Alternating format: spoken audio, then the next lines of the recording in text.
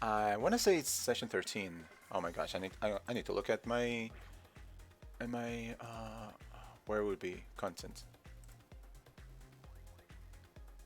Yeah, we're good. We're good with that. Okay.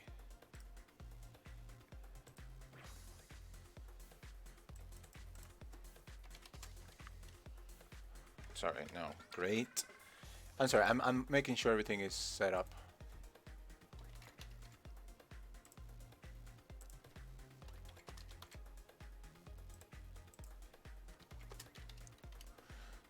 Okay.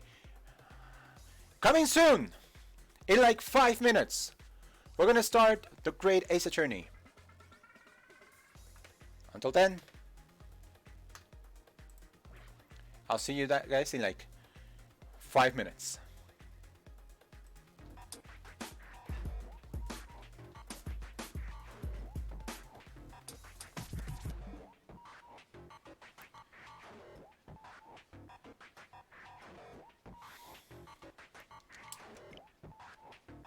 Really?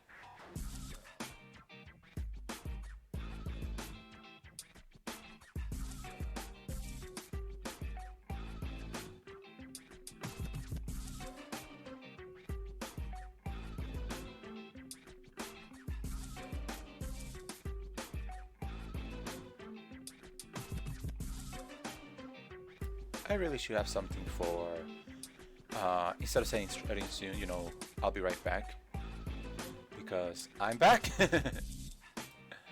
Okay.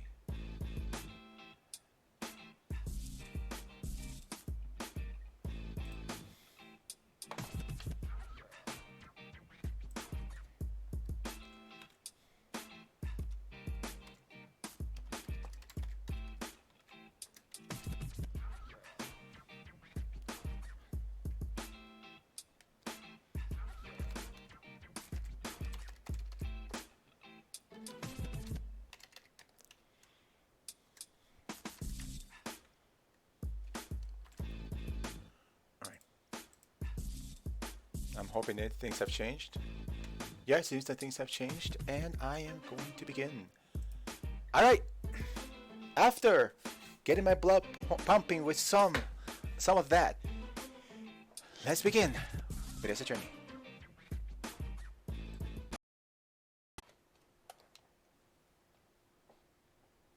Oh wait, there we go. And now it's back for his attorney. We're live, everybody. At least I hope we're live on Twitch. Yes. You know something? I was testing this stuff. I was testing this stuff, the stuff, the transitions that I was doing with starting soon and everything else. I was testing them on YouTube, and then I noticed that OBS Studio doesn't keep your stream keys for YouTube and Twitch at the same time. So I'm just here thinking, oh my gosh, what the heck? Okay. Just so we're certain. Yeah. Because I remember last time I had a little bit of a snafu that I had to leave early, and then I came back to stream for like another hour or so, and yeah, that's why I have two save files. No. But the one we need to load is this one. Alright. Alright, officially welcome to another session of The Greatest Attorney Chronicles. The first of two games, and we're going to be playing both of them. Maybe back to back, or maybe something or the other. Right now, just so you know, as you can see in your screen, I am in the middle of episode 4 of the first game. If you haven't played the Greatest Attorney and you want to play it without spoilers, this is your chance to bow out. I will 100% completely understand if you leave because of the sake of being unspoiled.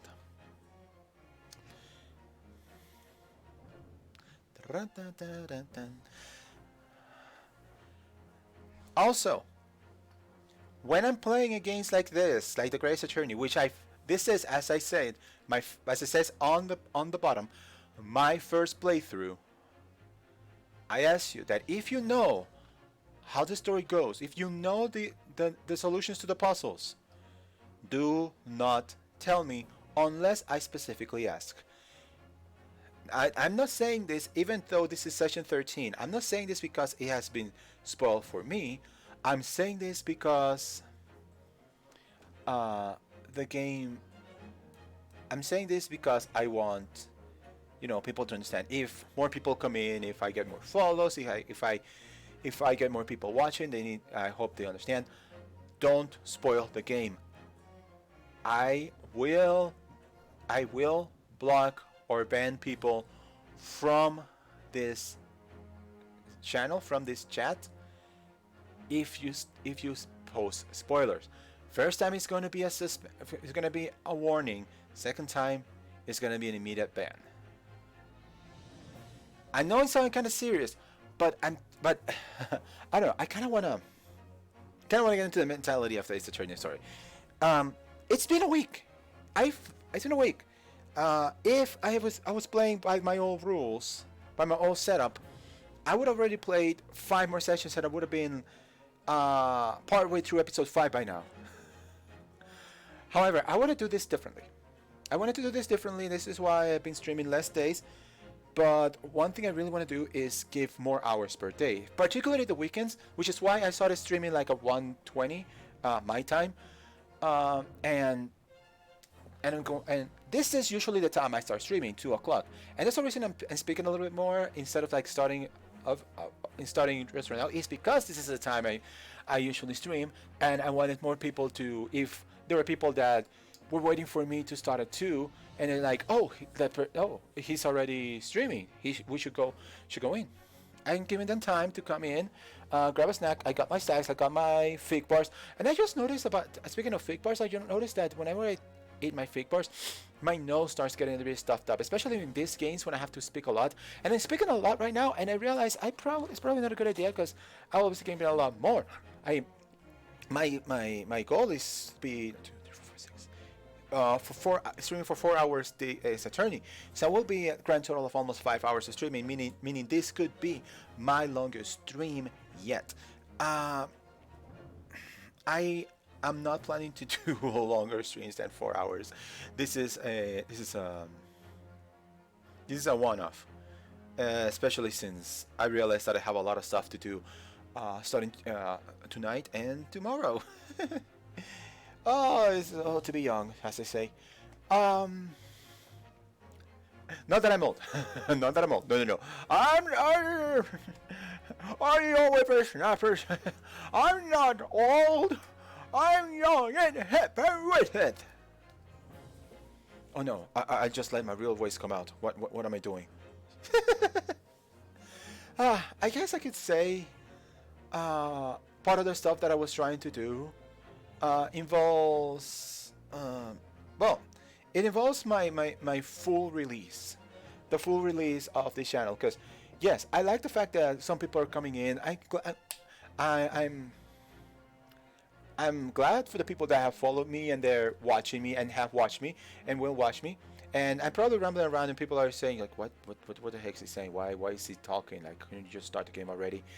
Again, I'm giving time for people to come in, because the usual pattern for me is like at the hour I start to stream, but with the starting soon screen, which is, I'm gonna show you. I usually put this screen in here, and that's how I start, the streams. People are just are waiting on me to start the game as they see this, and and this is partially part of the reason why I keep talking, nonsense today. Also, I just want to just keep talking. I never have a chance to actually talk. I usually just play the game, and so I just want to talk, even though I don't have anything witty to talk. And also, it's kind of difficult to talk on your own when you don't have a whole lot of people. If there was 1 or 2 people like chatting with me and trying to keep me conversation, I would be able to continue the conversation, of course. Otherwise, it's on my own. Anyway, it's been 5 minutes already, more than 5 minutes actually. Let's begin. Again, Final warning. If you don't want to get spoiled, if you just started the game, if you don't want to be spoiled, please, I'm okay if you walk away. However, I'm ready. Let's begin. If I remember, last time we were in the middle of a testimony. What the witnesses saw. Now, did we hear this testimony, or do we have to, or are we at the cross-examination? No, we're just hearing it. Also, I don't know how these guys are supposed to sound, sorry. It was already anniversary, and Raleigh was taking me out for a meal. There was no time to change after work. Anyway, the two silhouettes appeared out of fog on the pavement in front of us. All of a sudden, one of them just collapsed on the floor. Then the other scattered something before running off. We ran straight over, of course, and went for help at a nearby police box. It was definitely that Japanese man at the dock. Raleigh and I both saw him as clear as day. I'm already seeing some problems here. Oh, this is extremely compelling testimony, I must say. Oh dear. This policeman and his wife are claiming to have positively identified Mr. Natsume at the scene. Again, I love the music in this game. If you enjoy some of the music in this game, go and listen to the music in the Ace Attorney series. It's always been good. Like, even if you don't like the games, the music it's always been pretty good.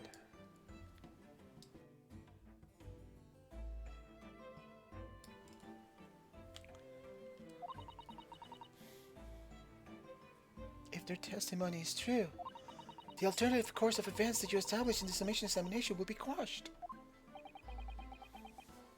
It's that nearly fact, because that alternative was never viable in the first place. Oh, shut it!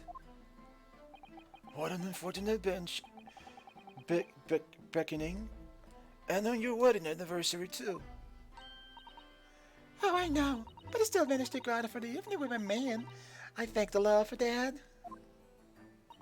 Gosh, the life of a London Bobby sounds very hard indeed. Indeed. However, this cross-examination will be over in minutes. You may well have time to rest this afternoon. What do you mean by that? My learned friend, the witnesses saw the face of the man fleeing the scene. They are testifying under oath that it was without doubt the accused, Mr. Suzuki Natsume. And one of these witnesses is a policeman, no less. So you appreciate the gravity of the situation, I'm sure. Yes, the policeman that's unfortunately is falling asleep at every opportunity. Yes. Except that the man's so tired his wife has to do all the talking. Enough preamble. Counsel for the defense, commence the cross-examination, please. Yes, my lord. Okay, so shall we cross-examine these guys? How am I going to... Let me look at the court record real quick. Okay, receive, case file.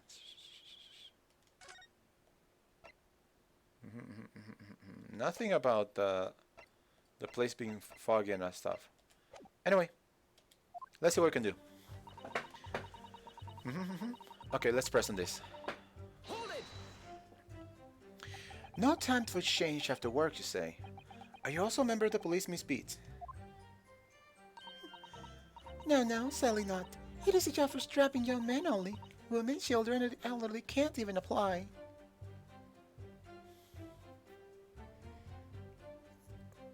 Wow, the way things have changed in a century. In less than a century, actually. Well, I think you can probably see why children at the elderly can't do the job, can't you?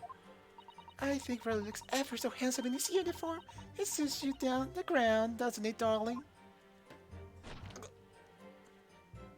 I just finished my bit. Pat and I were heading back to the station. I was actually planning on getting changed there. Is he talking in his sleep? This is creepy. Oh, wow. No, Riley.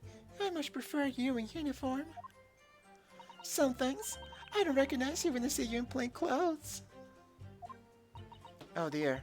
That doesn't seem healthy. Kindly adhere to the point. You were going for a meal after you had finished your bid for the day, correct? That's right. Yes, although I was fit to drop, to be honest, after spending the whole day on my feet. Well, police never lies, sir. As long as they're proud to know this, as I was city and queen to the end. Oh, what's that now? My warrant card, sir, proved I'm a Lorna copper. I was the noble founding principles of the force written on it as a reminder of our policemen of our sword duty. To patrol the streets of London town and uphold the peace of all the common man. Sir, and for such a noble cause, I covered 20 miles every single day without fail and without a grumble. 20 miles per day. I used to walk 20 miles a day. I know how grueling that is. Just telling you know. Because I know that the plotting of my Buddhists all Londoners need to hear to feel safe and secure. So, fighting crime doesn't appear to come into it then. But sir, just on that one particular day, I was looking forward to celebrating my wedding anniversary. Mrs. Speed put up with a lot of being married to a bubby like me. I want to show my dear wife how much I care. Oh my gosh, that's so adorable. This is so adorable.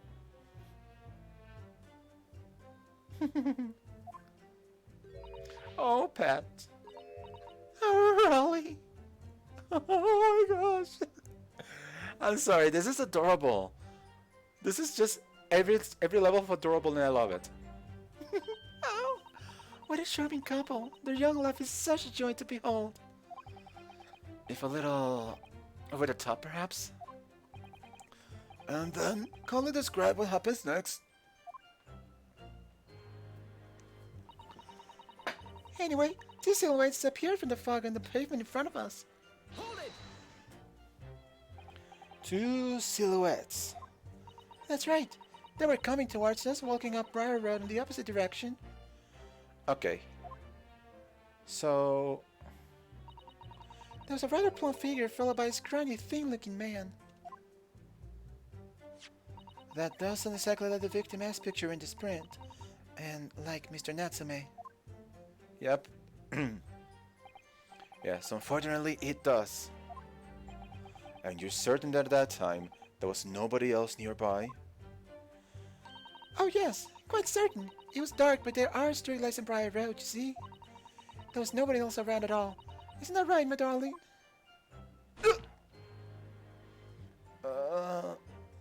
Oh, yes, that's right. Of course, there was a light fog on the ground. The Briar Road is dead straight, and you can see a fairly long way down the pavement. And then there's the street lighting as well. I don't see any other pedestrians. And he's down for the count, people. Before his sleep takes a film, hold your answer, please. Mr. Pete, are you quite sure of what you just said? Yes, sir! As a copper who spends all day, every day, keep watching the streets, I swear to it, sir! I'm not sure. As my love for Patricia is true. Oh my gosh, you guys are gonna give me diabetes! Oh, Pat. Oh, Raleigh! Oh, call the coroner. I think I already got diabetes. I need help. They're still maintaining there was no one else around other than the victim and the attacker.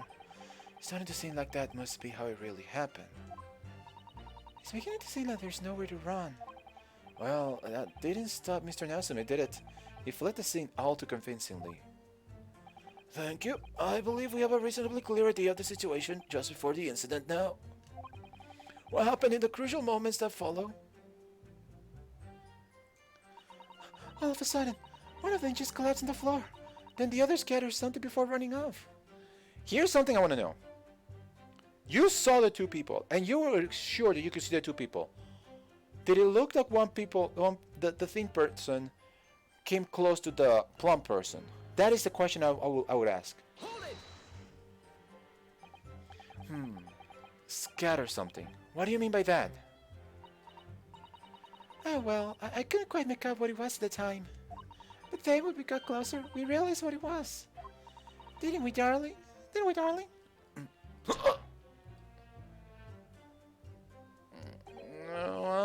Oh yes, Yes, that's right. It was some old books. I see. Old books. Yes, sir. The culprit had dropped a number of them. Oh, around where the victim lay in the pavement. Indeed. Was clearly pictured in this photographic print. I have several questions I would ask this person. First of all, did the individual get close to the other individual? The third individual get close to the wall. Second, which way did the individual run? That's a very important question as well. That frightened Japanese man did what that when he did. Hold it! Question. Let's not forget that it remains to be established that the defendant was indeed the attacker. Oh, we saw him! It was the man in the dock with a question, sir. Emotions, the hunchback, the cat-like eyes, that about the snub nose, everything! Any more insults you want to throw in? That's right. He looked down at that poor defenseless woman with those terrified, intense eyes. And then suddenly threw his books into the pavement and ran away. I see. This is tough. They seem as though they're telling the truth here. May I remind the court that this unambiguous testimony comes from a policeman and his wife. Now please, continue. Yes, sir! Okay, nothing specific about these two, but we'll see.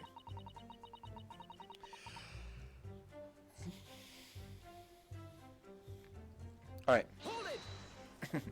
Let's see what we got here. So was it your husband who went to fetch help? No, I went. I may not be a police officer myself, but I am the proud wife of one after all. Isn't that right, my darling?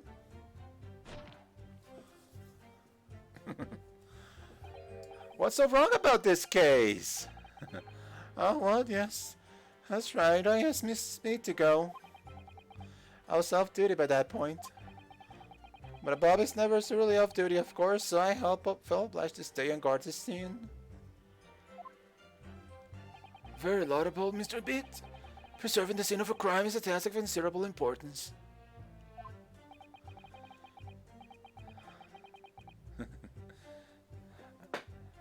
Interesting to say the least. Really? Well, I am enjoying it for now. I mean, I hope it doesn't take a turn for the weird or the worse. That's why I sent Patricia, you see. I told her where to find the right police box. Forgive my ignorance, but what do you mean exactly by the right police box? Depends on the crime's location, you see, as to who deals with it. Where the woman was stabbed wasn't actually on my beat. So I told Patricia to wait to the police box for the incident fell on over, so she would go and report it. I ran there as quickly as I could and asked for help from the Bobby on duty. There is nothing more potent than a young couple in love working together, you know.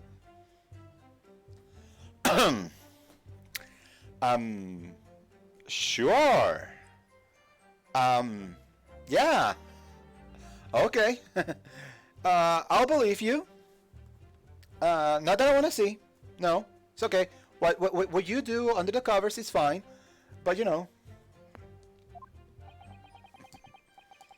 And thanks to your swift response, the case was quickly resolved. The actions of two model Satansons. Oh, please, you're making us blush. Isn't he, darling? Again. Poor dude.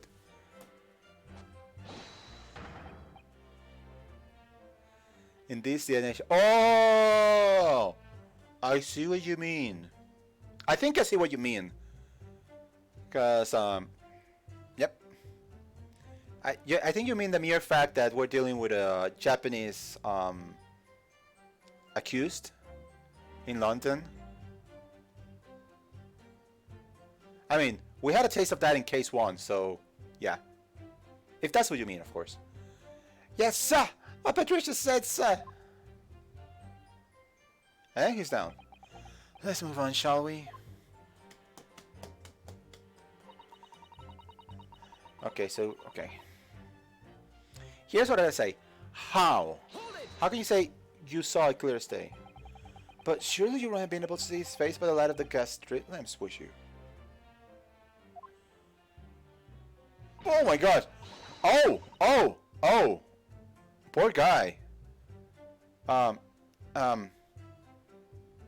Somebody call the police. Oh, wait.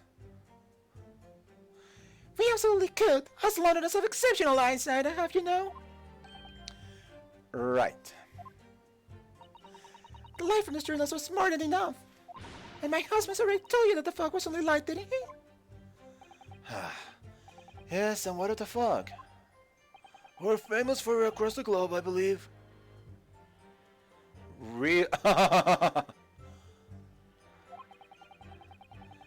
But it's an absolute menace to those of us who have to live with it. Of course. Oh, it is, it is. When it's thick, you can't even see the hand at the end of your own arm. You don't really like Patricia. Interesting. I gotta say, cause maybe it's what happens later that I would do that, but we'll see. Maybe there's something later that will do that to me, and then I'll understand what you're talking about Patricia. Yes, alright, I see your point. Now, could you stop shaking your husband about? The constant fog makes your eyes very sharp, you see. That's why we can't tell for sure. And certain it was the little Japanese man we saw. Can't we, darling? Oh, dear. Imagine these people in 30 years. He's gonna be so sick of this. Oh, what? Oh, yes. He was the accused, and no mistake. The mustache, the hunchback, the cat-like eyes, the tout mouth, the unmistakable, sir! As far as this couple's testimony is concerned, there can't be any question. It was Soseki-san they saw running away from the scene of the crime. So that's it, is it? That's their entire testimony?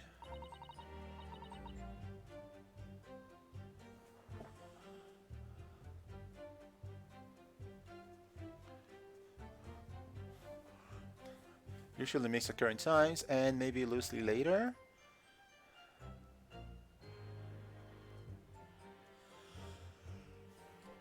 Yeah, I'm not entirely sure what this game is set, but it's still kind of a, I'm gonna say maybe early 1900s, I guess. But yeah, you can see the prejudice on a lot of these people, a lot of these characters. So, what do you think, Miss Naruhado? Well, I hate to admit it, but on hearing the testimony, it really does seem as though Mr. and Mrs. Beats saw what they say they saw. Mr. Natsume running away from the scene on Pryor Road that day. Yes, I feel the same. So if that's true, where does it leave us?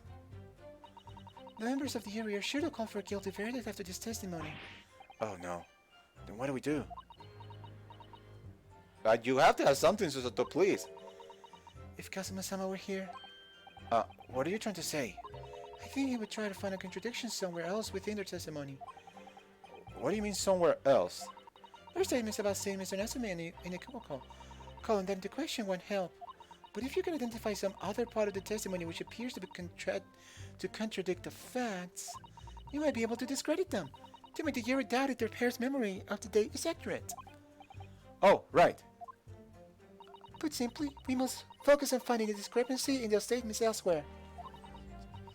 If we don't, I'm afraid the trial may reach an early and unfavorable conclusion. Why do I always seem to be so up against the wall? Mr. Lawyer, sir, can I ask you something? Me? Sure, of course. What is it? Well, you keep asking us all these questions about everything we've told you, so... It seems like you don't believe our testimony. Isn't that right, is it? Well, out with it.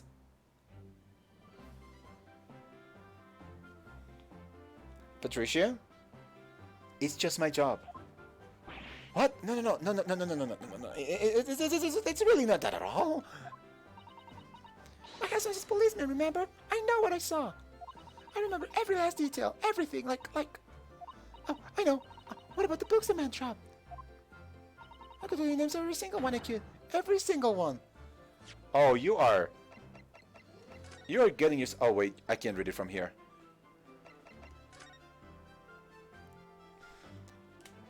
By all means, go nuts. And you dare question how reliable my testimony is?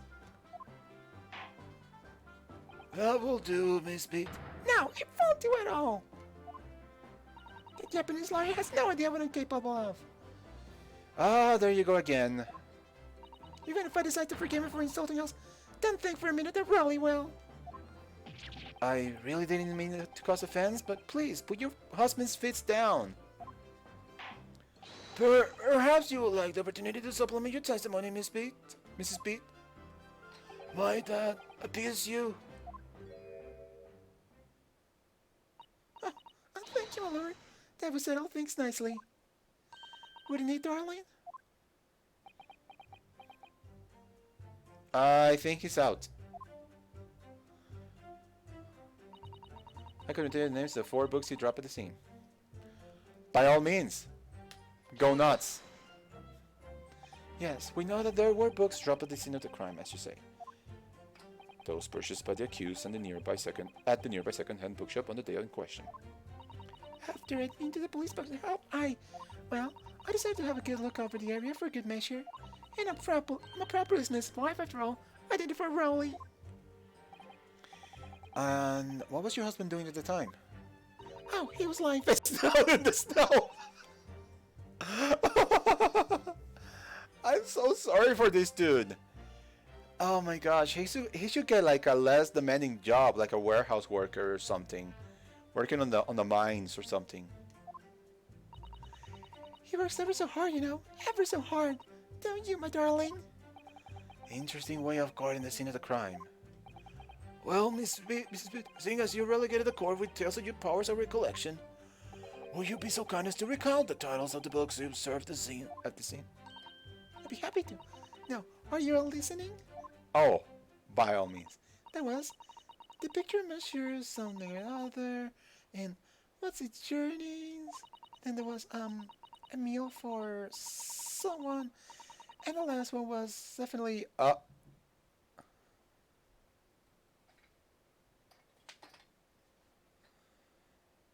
Oh?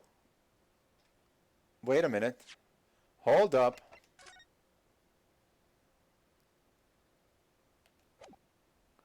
Hold up. Monsieur, what's it? Journeyings, meal for something, thingummy something. Yeah.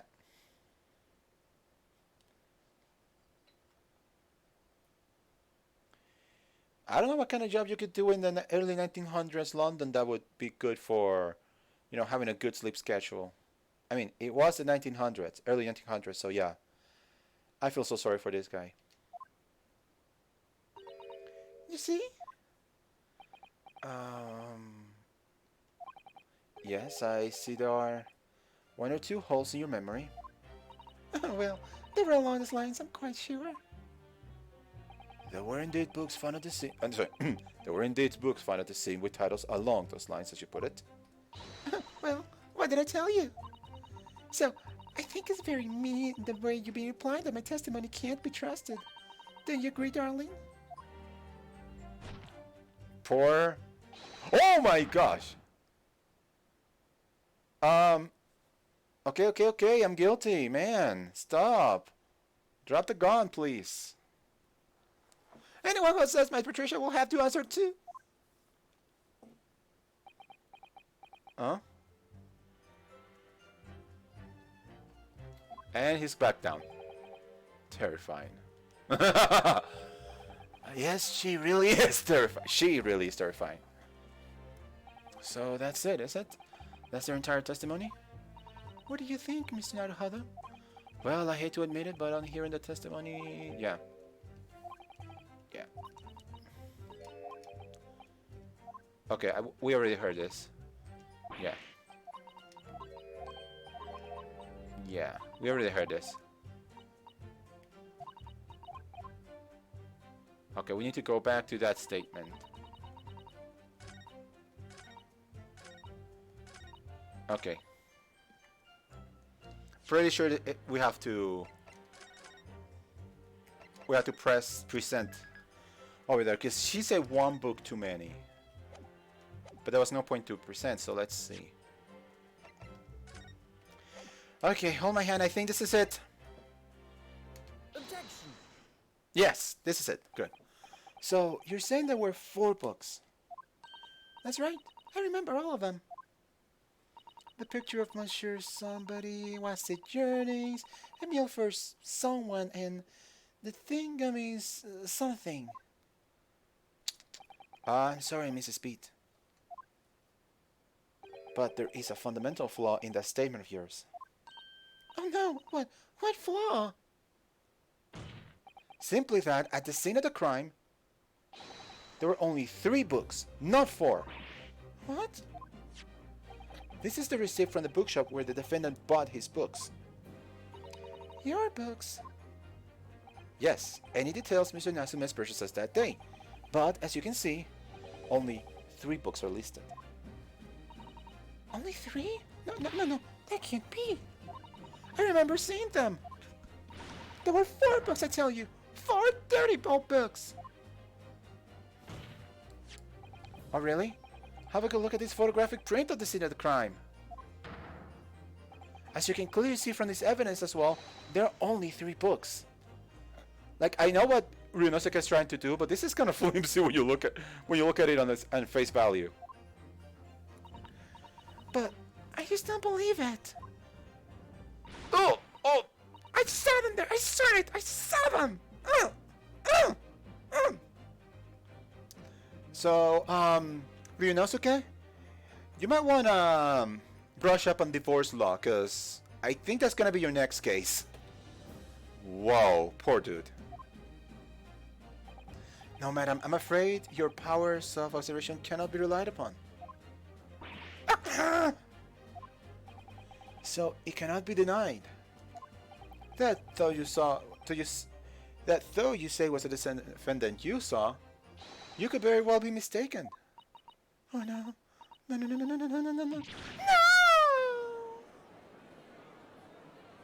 Objection. Shh. It's plainly evident. That is your powers of deduction that cannot be relied upon, my learned Nipponese friend. Oh, what are you gonna pull off from your butt now? What? What cannot be denied is that these 2 witnesses saw the accused running from the scene. A fact that you know very well have no hope of disproving. Ugh. Come on, I can do this. So you've striven to avert attention from that by dint of some inconsequential discrepancies. Would that be fair? Stop calling my bluffs! I'm totally a trustworthy lawyer, I swear to you. I see straight through me. But your plan was somewhat recoiled against you. Wait, how? What are you talking about? It's quite simple. Let me explain with a toast. To the policeman's wife and her entirely accurate testimony in every respect. Oh. You see, the matter is not up for debate. At the scene of Briar Road, a total of 4 books were most definitely found. Objection. But what about the photographic print? It only shows 3 books. Exactly. Quite right. Only 3 can be seen in that print. Oh, you're gonna tell me that the witness, the victim's big fat butt is hiding the 4th one. That's what you're telling me. That you mean to say? Allow me to present another one that shows the victim's hand. Question from the class over here. Why should I believe that? When I was gonna say Rip Vine's like, I'm pretty sure Vine has been dead for years. Yeah, like, I have a question. Couldn't that be the victim's book? Just saying. I don't believe it. It's the fourth book. The Lion's Pride. Hold! Hold! What did she say? Could we go back to like... Oh, let me see how far back do I have to go. Come on.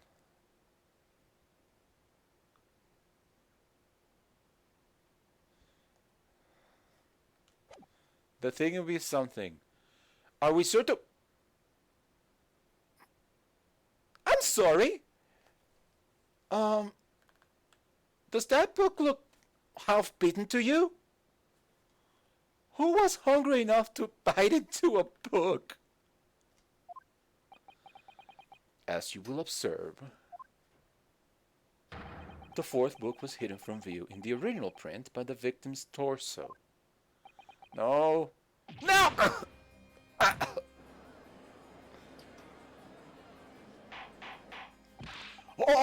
Hold! Three, just see there. Look at that. Look. Yes. Just like I said, isn't it, my darling? Yes, sir. Patricia's always right, sir. Let us study the receipt for the books purchased by the accused in the day in question. Mrs. Pitt, the titles once again, if you please. Oh, yes, of course. Picture of Monsieur somebody of other. The picture of Monsieur Lecoq. What's his journeyings? Canterbury Yearnings. A meal for someone? A meal for Gabara, in fact. As the court has just heard, the witness remembers the book titles flawlessly, save for a few minutes. And then it's not flawless! Like, if it's flawless, it needs to be without flaw. We have flaws here. Like, Event 6, what the heck is your defense, honestly? Mrs. Pitt's powers of recollection can only be described as exceptional. More like standard. Do you hear that, Rowley? The gentleman paid me a compliment. Yes, sir! Flawless, sir! Patricia, it's flawless! But there are only 3 books on the receipt, and Mrs. Pitt mentioned 4. There's nothing surprising about that. It's clearly the 4th book is that which is shown in this photographic print. I'm sorry, counsel, but does that not seem odd? Why should the 4th book be omitted from the receipt? It's not at all odd at all, my lord. As the photographic clearly shows, the 4th book was found in the victim's clutches. In other words, it belongs to the victim. Okay. I was running under the impression that she was saying all 4 books were his. Yeah, that's how. Okay. Okay. The victim was holding her own book. I wonder what became of the 4th book. Obviously, it wasn't overlooked by the investigating officers at Scotland Yard. I have it here as evidence. You will submit that and the aforementioned photographic print to the court, please, counsel. My pleasure, my lord. So we got crime scene photograph number 2, a second photograph of the crime scene taken by a policeman just after the incident. It specifically shows the victim's hand. And the 4th book, entitled The Lion's Pride, discovered in the victim's hand at the scene. And we're going to look at those immediately, like now. The prosecution rests. Oh, shut it. Okay. As I said, it looks like something was bitten here. Oh.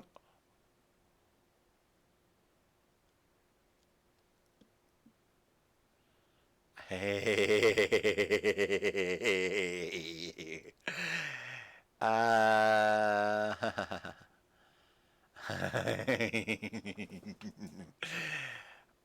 It's not a bite mark. I know where this book comes from. Oh, look at this. This book has been badly burnt. You're right. You'd never be able to read it in this state, especially not the latter pages. What a terrible waste. Judging from the scorched edges on of the paper, I think the damage must have occurred very recently. A book recently damaged by fire. Why does it seem to raise a red flag with me? Oh, and I'm gonna save after this, because obviously, I wonder if there's anything else. No. Thank you for handing me this evidence. You are exceptional, Mr. Van Six, Prosecutor Van Six. I'm gonna save so I don't do the same thing I did before. I have nothing further to add. He said it! He said it! He has nothing further to add! Let's run the gamut now! What? You seem surprised, my learned friend. But your resistance until now has been in vain. Entertaining, yes, but futile. Come on, Rachel. The spurious longer route. The spurious longer route to the accuser's lodgings that you tried to establish in your summation examination, and the attempted discrediting of the witness's powers of recollection in your cross-examination. Futile? I walked right into this, didn't I? Don't worry. It'll happen often. You and your descendants. You see, everything we said is true. And what the heck's happening with my cord? Sorry. There we go. Isn't that right, my Oh my gosh, I actually heard it. It almost seems like she was crushing her bones or something. Yes, Pat? Marry me, Pat? So, perhaps the ladies and gentlemen of the jury would like to reconsider their positions? Should the court waste any more time on this Nipponese travesty? Oh my gosh, shut it! Or is the decision you had to make all too apparent already? You have heard all of the witnesses and seen all of the evidence. This trial has run its course. Mr. Naruhodo, I'm afraid we're in a terribly precarious position. I know, but if I fight back in the wrong way now, I could very well just make matters worse. Think, Rinosuke, think. What to do now? Is there anything else to do? I need to raise an objection. And I know where the game is trying to lead me towards, but I don't know if I need to do that first. So let me just raise an objection first and see where this leads me. Objection. I'm not done yet. No, my learned friend. It's over. The last cross-examination was your final chance to establish a credible defense, and you failed. And the die has been cast. There is no more room for debate. Well, it might be over as far as you're concerned, but I can't think of what to say. If I may, Lord Van Six, it seems somewhat boorish to close down the debate at this point. Your insignificant little Eastern Isle must be a lawless hole indeed. If I can reach my hands to the screen and kind of gently caress his neck tightly. Oh my gosh. For a lowly judicial assistant to have the audacity to intervene at a moment like this. Oh. I am, to my shame, still a very inexperienced lawyer. So you will have to forgive me, but I consider my assistant's advice essential and her opinions invaluable. Mr. Naruhodo. One of this land's great guiding principles is tolerance. So, the court will heal you, madame. Go ahead, Mr. Sato. Please. Thank you, Judge. Finally, someone with some sense in this godforsaken hearing. Very well. Pray, what insight can you give us? What have we all overlooked in this matter that you see fit to pursue further? Susato?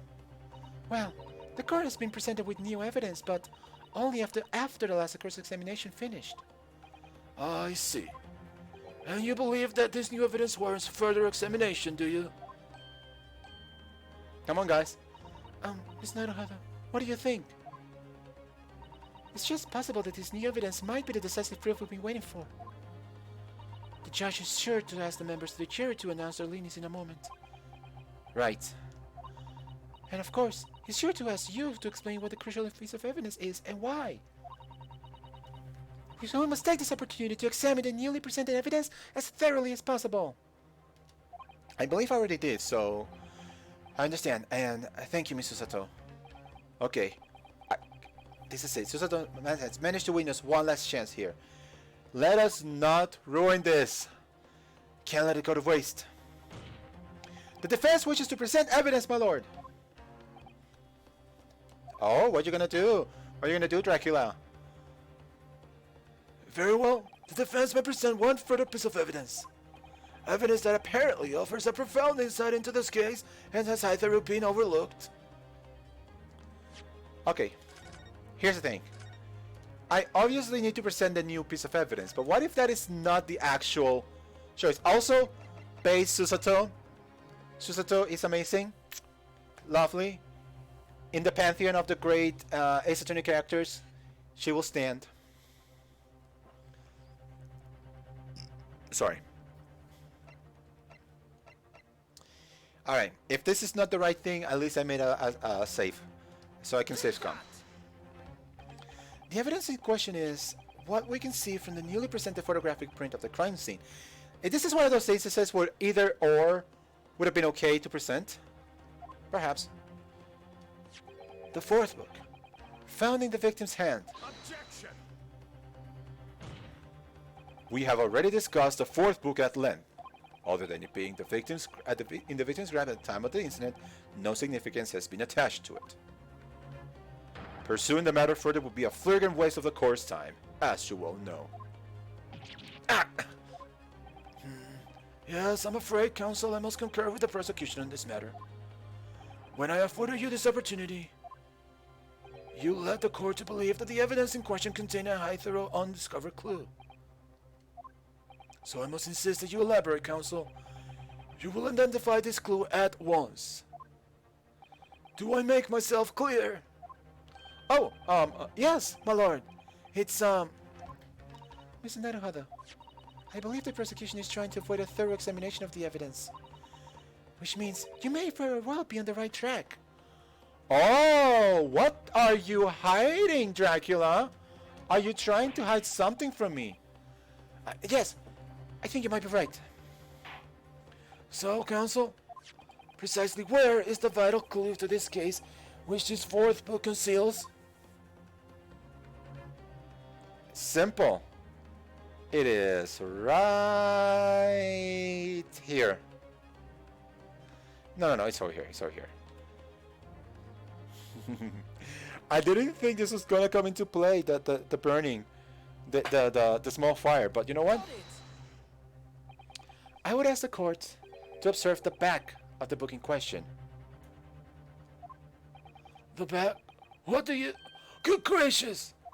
It's been burned to a crisp! So we have to ask ourselves, why was the victim clutching what is clearly an unreadable book? It is undeniably an extremely unnatural thing for her to have been doing. Objection! Unnatural, you say? And what of it, my Nipponese friend? Oh, come on, you have it, Ryunosuke. You know how this happened.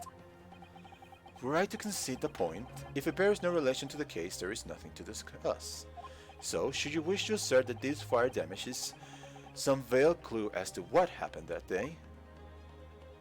Pray, do enlighten us all. What truth does this sharp book hide?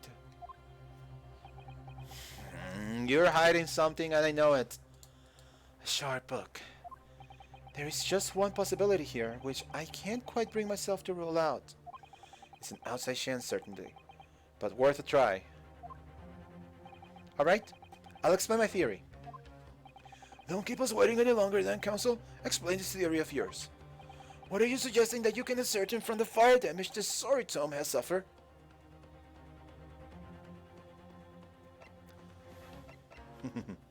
Quite simple. Not the shot assaulted, definitely not the content, but who the real owner of this book is.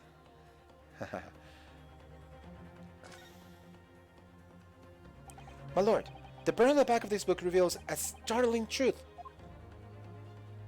about the book's owner. I beg your pardon? But we already know who the book belongs to. Ooh, the victim was grabbing it with her hand as she fell to the book after all. It's obviously hers. Oh no! No! No! Don't tell me! Don't tell me! No! Oh, I think I got it! I think I got it! Is this... Wait, is this what it's supposed to be? Like... Oh my gosh, should I tell you my theory? I think I know what happened. Like, how could a person just randomly collapse? And oh my gosh, how could a person just randomly collapse and suddenly a fourth book mysteriously appear, and we already know where the book comes from? Oh my gosh. I think I got it. Okay, let's just keep going. Okay, so the question of how this book came to be in the victim's hand has yet to be answered. However, as to the questions of who the book really belongs to and where it originated, the defense has a very credible answers. Good gracious, how could you possibly? Very well, I'll play along in this futile attempt to delay your inevitable demise. But do remember, the members of the jury may well burn you if your little gamble goes awry. No, I think I got this. Counsel, the defense's response here is very likely to influence the final outcome of this trial. So tell the court, who do you claim is the owner of this burnt book? Who? It's obviously Herlock Sholmes! I'm telling you, it's his fault. It's always his fault. He's always in the perfect place at the perfect time. It's his fault. He's the ultimate evil in this game. Or not. It's actually it's actually John Gary Depp. Take that!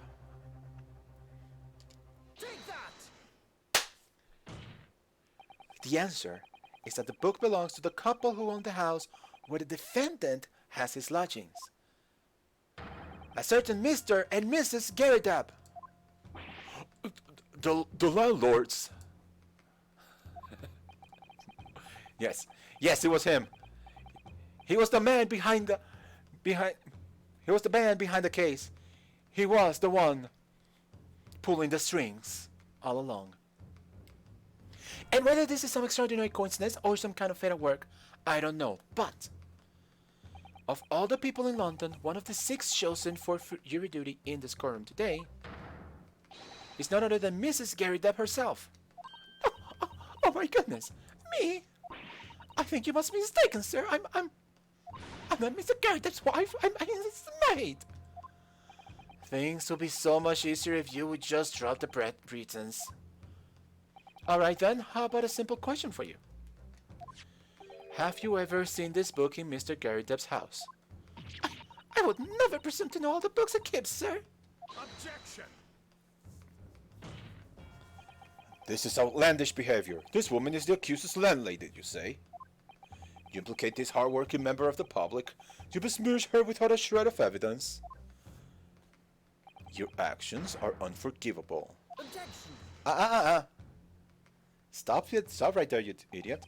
This is not mere conjecture. The defense happens to know that on the day in question, at almost exactly the same time as the victim was stabbed in the pavement below, another incident was taking place in the room of the top floor of Mr. and Mrs. Gary Depp's house. Good Lord! What sort of incidents, counsel?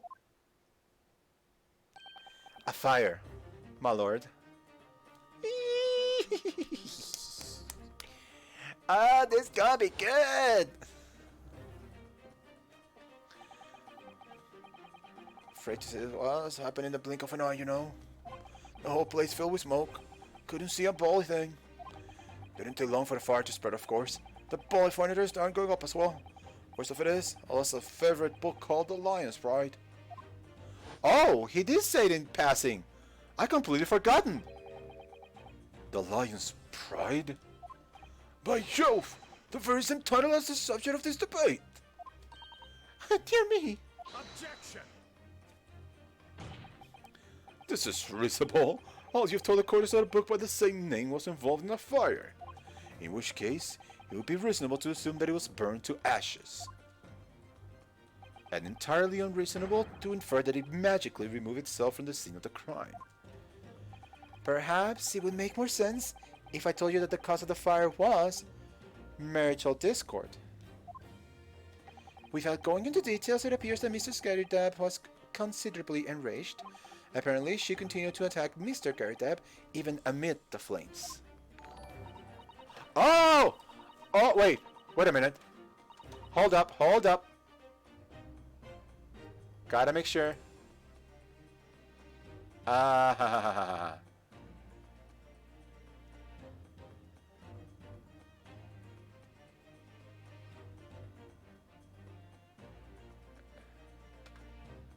Nope. Big fat nope.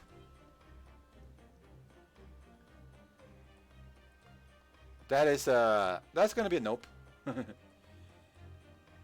Yeah, this guy just barely made an account an hour ago. There's no way. Like, like, by all accounts, please, stick around. But I know what you're doing. I know what you're doing. Also, don't press on this person's name. I'm pretty sure this is not a real person. I think this is a bot.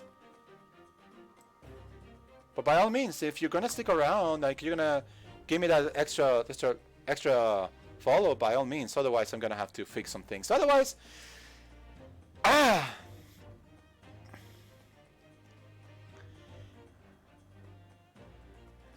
yeah. It's like he just made an account an hour ago, and suddenly he has like 200 viewers on whatever stream they're doing. It's like, yeah. Nope. I don't believe it. But minding the game again. Oh, awful. I can't even imagine being so horrid to the one you love, can you, Rolly? Just wait like 5-10 years to do, you guys. Absolutely no, sir. My producer would never raise a finger against me, sir. What? Just wait. Sorry. Had all my favorite old novels in that case. But as soon as the fire got a hold of them, that was it. Whoosh! Up in smoke. Then the fire started hurling all things at me. There was I, back up against the window under heavy enemy fire, incendiary books coming 10 to the dozen.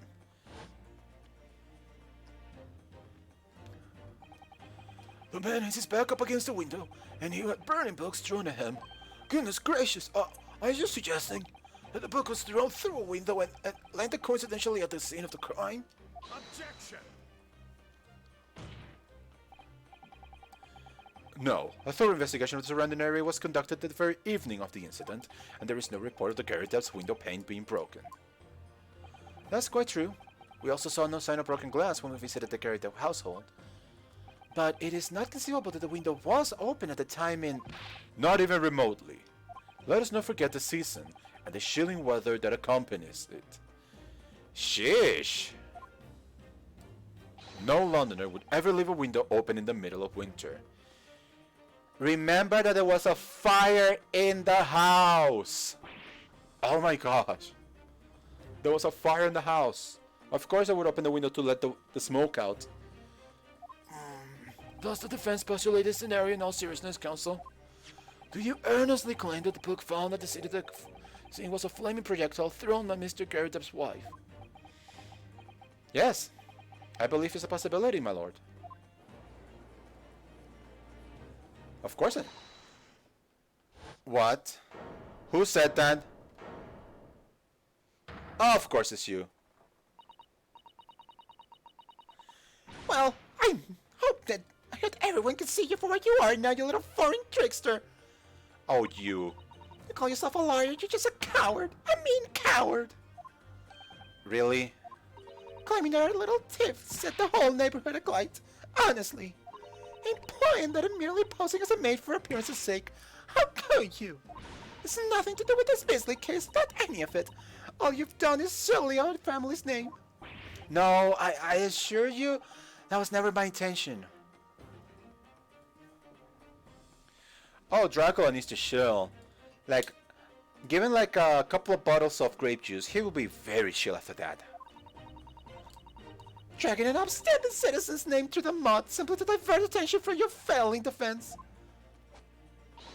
I should box you, Eels, and that's what you do. It's entirely unforgivable. Too right. Here we go. How long have we sat here now listening to this Nipponese spouting as his fancy foreign theories? But think about it. At the end of the day, the only person who could possibly have stabbed the victim is that little hunchback with the mustache. And he ran away from the scene too. I do declare you're right. It's true. Yes. What did I tell you? Makes sense to me. Huh? Sorry. What's that? Well, it would appear that the ladies and gentlemen of the jury are once again in full agreement. What is your position, Lord Van Six? In truth, my lord, I feel these have been unnecessarily protracted proceedings. But then, one must always exercise patience in order to savor the best vintage. No! Wait! The mystery of the fourth book still hasn't been... Yikes! That is rude. That is bad manners. Put your feet down, Dracula. If books are your predilection, my learned friend, study them on your own time.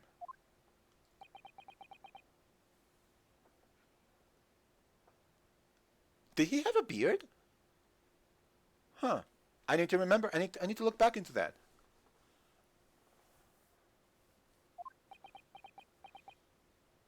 Yes. What? No, forgive the discourtesy this time.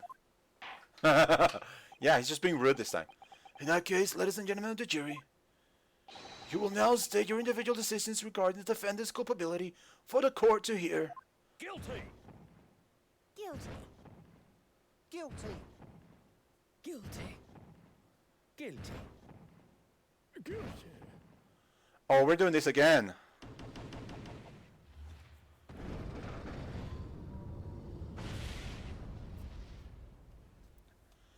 Also, did you notice the umbrella symbol in the back? I just noticed the umbrella symbol. Thank you for that unambiguous response. Oh, that's twice now. It's over. Mr. Naruto, don't give up. Miss Susato? Have you forgotten? The battle isn't over yet. You're not suggesting another one. Of course, the defense has the right to another submission examination at this point. You can still convince the jurors to change their minds. You have one more chance. Okay. My lord, you know what's coming. Defense asks for exercises right to a submission examination. You believe you still have tricks up your sleeve. I don't intend to trick anybody. I intend to cover the truth. It's no time to be downcast. As long as there's a chance, I have to stay strong and determined. Oh! Oh, we're taking a break. Okay. Cool beans.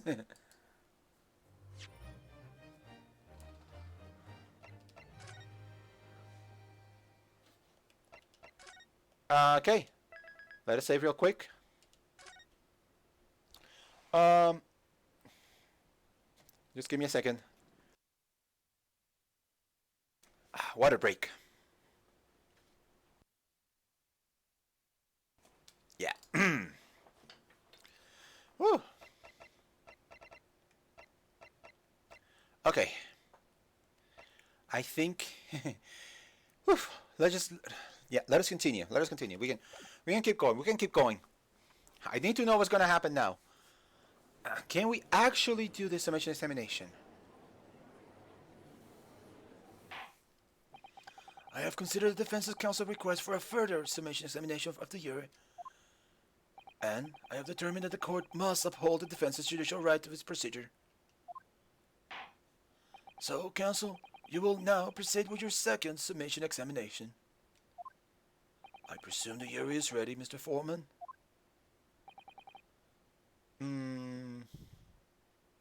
Yeah, he definitely looks the same as I saw him before.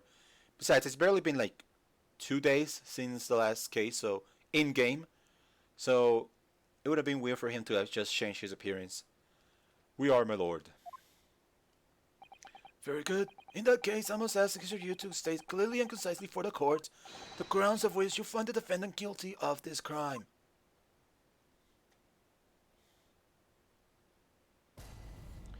Alright, so what are your judicial findings? Let's see what you got. The accused left behind evidence at the scene, didn't he? The 3 books of his. If there was some novel alternative explanation about how the victim was stabbed, I might reconsider. Even if the woman was throwing books, it can't be related to this crime if the window was closed, can it? Dearie me, I was only a little book. Hardly life-threatening, even with a direct hit. A direct hit to what is the question? Look, I just want to get this over with. If I don't bring someone some pay tonight, I'll be in a tiny bit of trouble. Come to think of it, if we had a fire at home a while ago, it gave me the sneezes.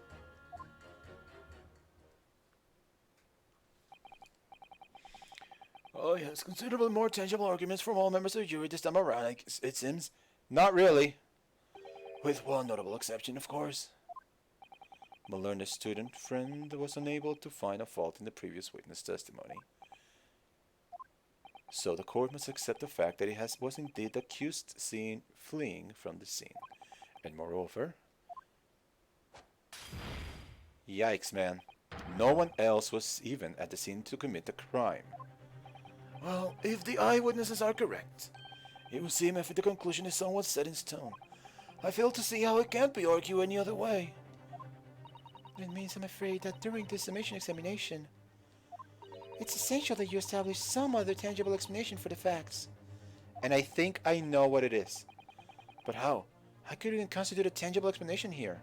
I think I know what they're trying to lead me towards, but we'll see. Isn't it obvious?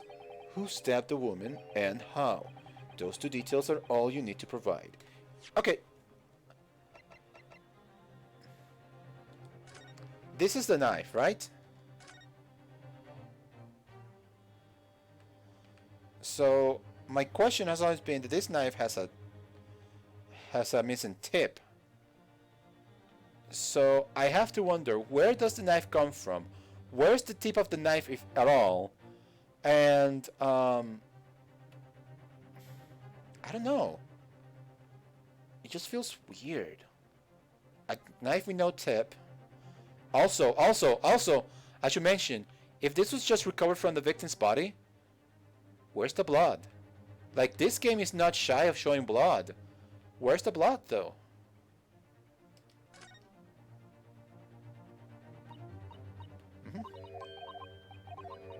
Yeah.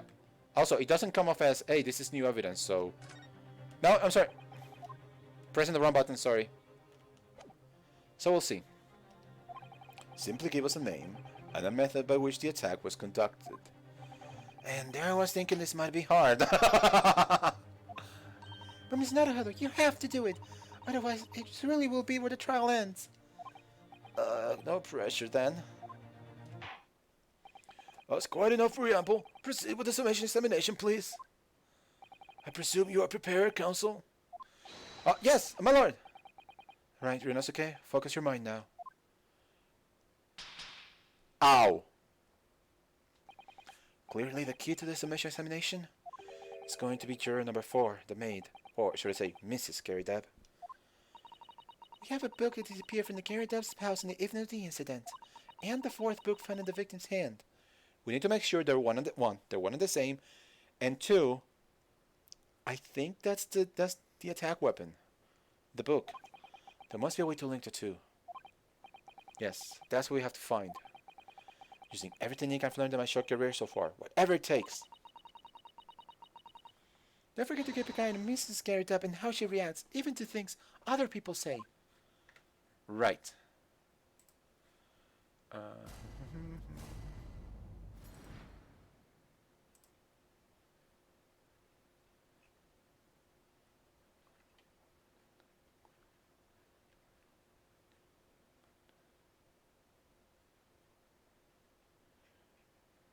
Huh. Okay. Sorry about that. Let's move along. I was just looking at something. Alright. So tell me about it.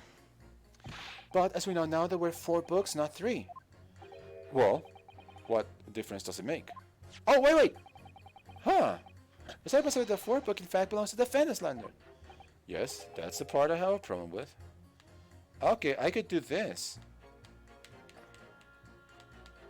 Oh, they added more complexity to this. Sweet. I like it. Sorry? Well, at the point the woman was stabbed, this landlord fellow was home, wasn't it? Employing away a fiery scrap with his wife or something. You said? That's not exactly how I put it, no. Well, anyway. The point is, the fellow and his wife were somewhere else when it happened. I think that's what you call a strong alibi. So it could have been the landlord who did it, which only leaves the Nipponese fellow. Honestly, I can't see what all this palaver is about. It's a done deal, isn't it? I suppose it is, since I have nothing witty left to say. Story of my life. Another alternative explanation about the stabbing. That's the big question. So, you might be willing to change your decision, you mean? Oh my, such delightful on your face, but I'm afraid I shan't be swayed by emotion. Despite what you may think of me, I am a very modern, metropolitan, and rational woman.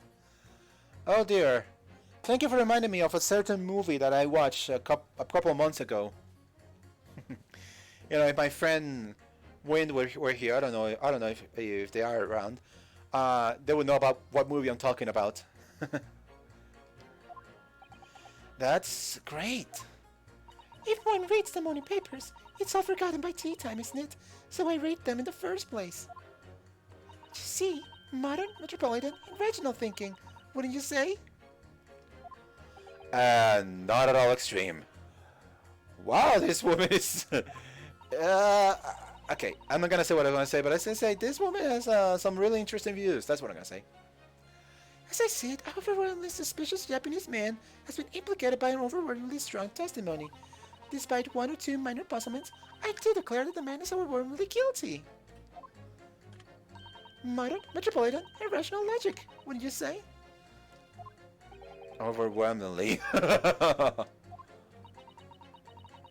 us modern girls are always delighted to impress new fads, you know. So I'd be only happy to consider an exciting new theory if you could come up with one. I'd be happy to do that too, if only I could. Let's do our very best not to disappoint the modern and metropolitan young lady. Right. I'm glad you omitted the rational part there. Wow, Ryunosuke. Wow. Even if, okay. Let's see what you got to say about that. But what about the possibility that the window was open? What about it? I mean, there's just no way it could have been. How can you be so sure? The prosecutor fellow over there said it before, didn't he? Winters in London are no joke. You're the one to invite us or calling doors. So no, that window wasn't open. Us Londoners like sitting by the fire and staying warm, say. But you couldn't categorically state that the window wasn't open, could you? It just wasn't. It couldn't have opened it. They would have. Then what's the point of him having windows, huh? Counsel, will you kindly refrain from childless bickering? Oh, sorry. Somehow I need to show there's an undeniable possibility that the window was open. Because this young man isn't gonna budge otherwise. Alright.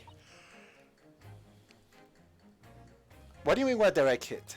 Just saying. But the little book was on fire at the time, was it not? With flames of love, I'll have you know. There's really no such thing as love an incendiary bomb. As a loving senior bomb.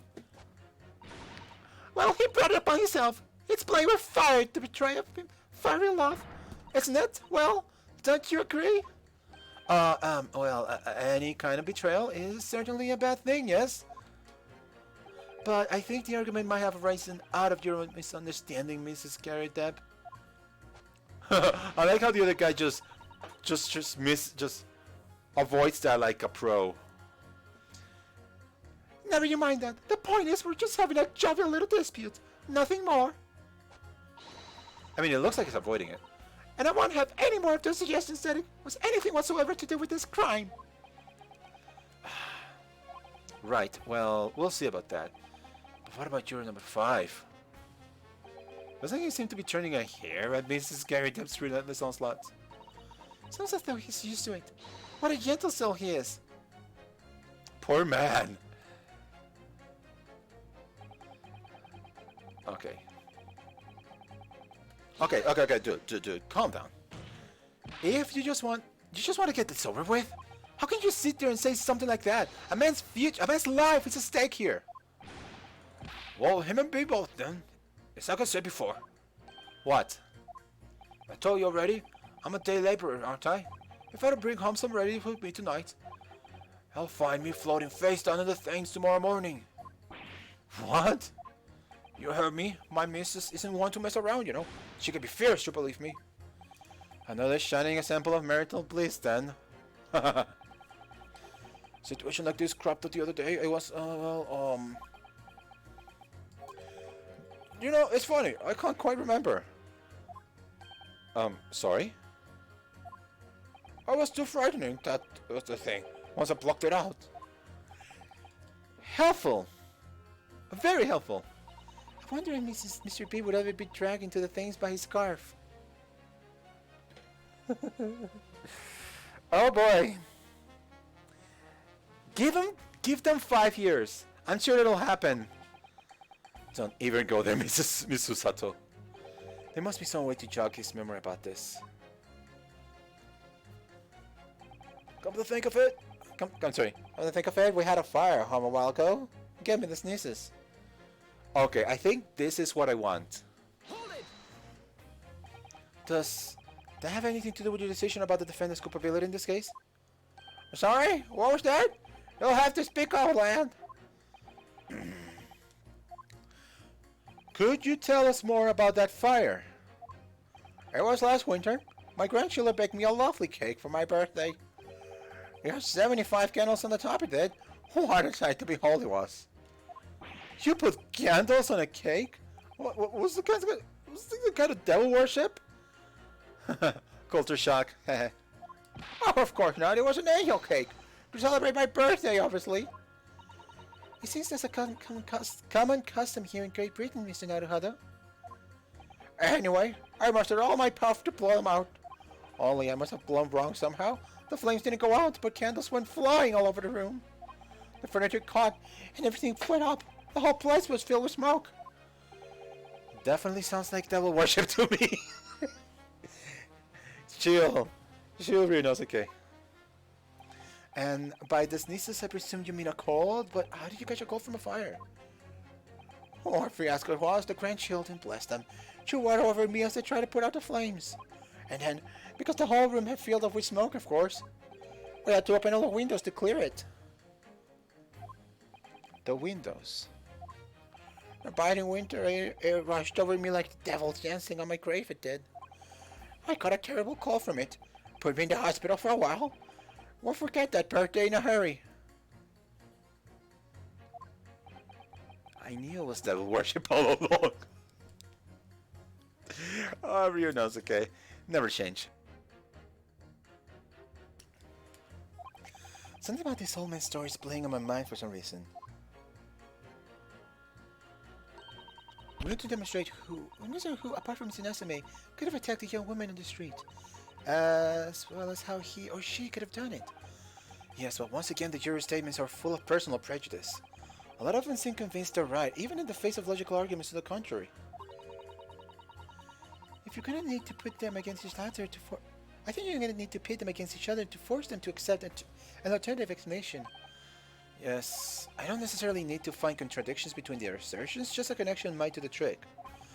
Alright, I'll see what I can do. If anything stands out, I'll go in for a strike. That's the spirit. Alright. So. Do we know for certain what we need to do? No, I don't. But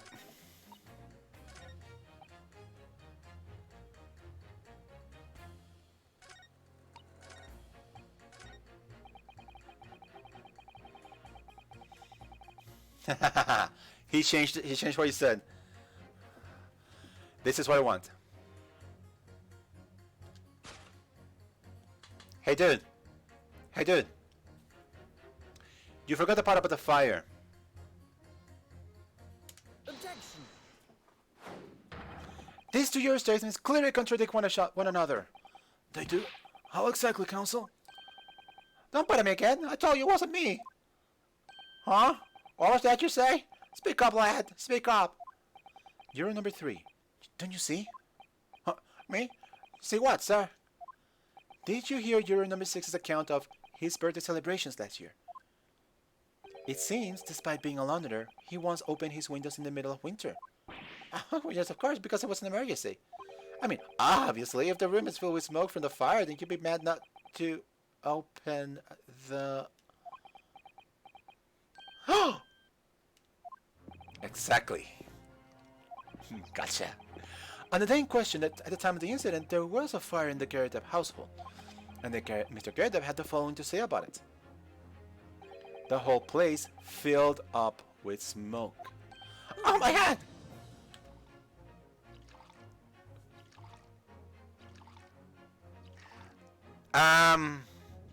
I'm pretty sure that much tea is not healthy for anybody. Also, how do you have that much tea in the in the teapot? Woman! You know what? I'm just going to take you out of get you out of your misery. Excuse me. You're a number 4? Video game logic, yes. Do you have something to say about that? Mrs. Garridab! Oh, dear me. What's the meaning of this? And did you imply that I'm hiding who I really am? It's imperative that you confirm something for the court. So please, it's time to drop the pretense now. What is it? When the fire started in your house that day, did you or did your husband open the window? What? I beg your pardon? What are you insinuating? The room would have been thick with smoke after the carpet and bookcase caught fire as they did. In a situation like that, it's inconceivable that you wouldn't have opened a window.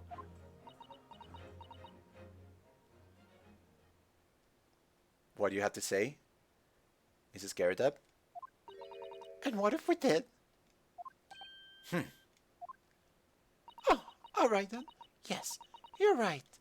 My husband was frantically trying to open the window, which can't have been easy since I continued to give him a justly deserved book battering. Even though your house was on fire. And how was that justly deserved? How did you still say it was justly deserved? Didn't we go about this on the day prior? You. Oh my gosh. Oh, you'd never stop trying until the anger subsides. It would have been terribly bad for the nurse to do otherwise. Excuse me, what? Of course. I should have realized. That's a significant step forward, Miss Naruhodo. You've managed to establish that the window was open. We simply must have added to Mrs. Garrideb's formal statement. Now you mentioned it, yes, the window was open at the time. I clean forgotten, but it's true. Okay, so we have 2 more things now. Okay. Okay.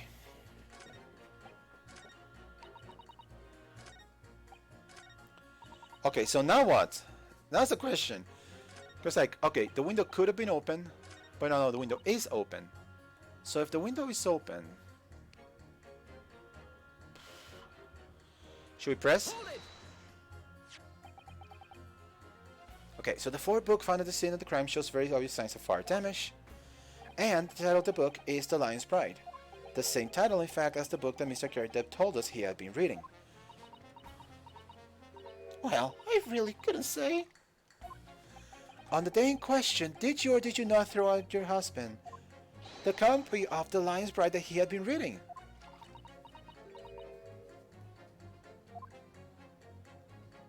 I did.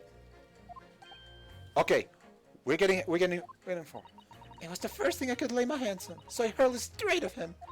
And now you come to mention it. Yes. He was rather enjoying reading it, you're right.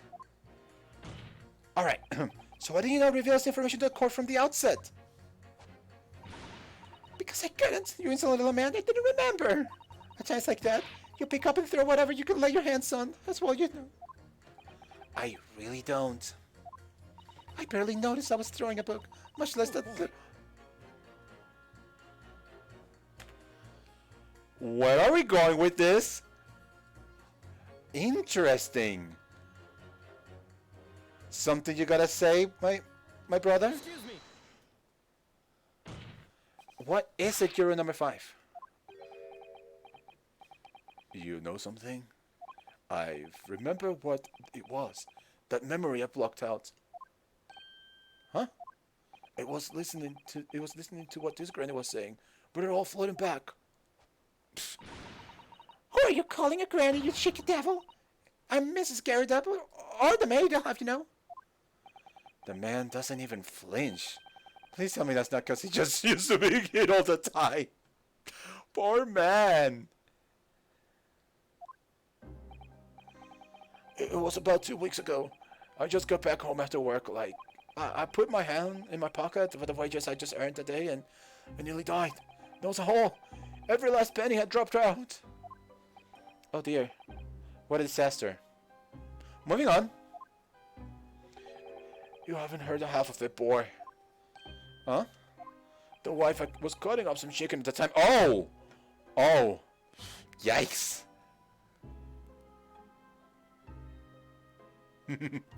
Yep. I could hardly... Yeah, you told me. You told me when he was taking naked champ. Poor guy. He's a victim of domestic abuse, unfortunately. I can really get the worst out, but to illustrate, I lost a day's wages, love. Next thing I knew, the blade was whistling past my ear. Stuck into the wall next to me, it did. About an inch dip. Oh my gosh. Holy crap. This man somehow... oh my gosh, we would have been dealing with a murder of this dude if... oh my gosh. Big F. No words, just terror. I could smell it then, you know, that god-awful stench of the thumbs. I was sure it was going to end up face down in the muddy banks that night, I can tell you. Now, that's a real disaster, isn't it? I'll never use the word lightly again. Anyway, the point I'm trying to make is this. When women lose their rag, they'll throw anything at you. Knives, hatchets, hammers, you name it. Miss Nettlehead, you mustn't think that all women are so short-tempered and unrefined. Weren't you the one who did 3 Susato takedowns on me before I could say a word in edgewise about me being innocent about a crime I didn't commit? Just saying. Susato? No, I wasn't thinking that. Throwing household objects at people is, well, it's so uncivilized. At least attack with honor. Just not bow or the like. What? Attack? Who are you going to attack? Never mind. Anyway, this man's words. Could be rather significant, I think. Alright, we'll come back to the bow and arrow thing later. If I dare. A woman in a rage will hurl almost anything at you. The kitchen knife really... Right. Okay, let's see if we can get anything from this. Your wife really threw a kitchen knife at you. That's right. She was chopping meat with it. Had a tiny edge on it, I believe me. Oh! Still, it's all memories, isn't it? Started with that smile she drew me when we were courting. That's when it all started. That smile. That damn smile. And since then, the list of things she's thrown at me has grown along with our relationship. Poor man, I'm so sorry for you.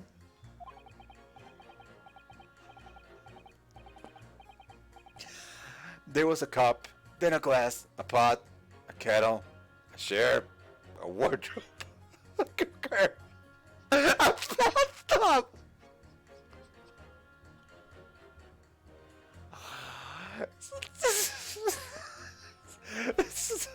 Somebody give this man. Oh man, somebody give this man a hug. I'm so sorry, dude. Oh, you deserve a hug. If I could hug you, man. Oh, poor dude. Your wife must be even beefier than you. And things came to a head last week when she threw me right into the Thames. Oh, wow. Still, she's not so bad when she's calmed down. She's a little sweetheart, really.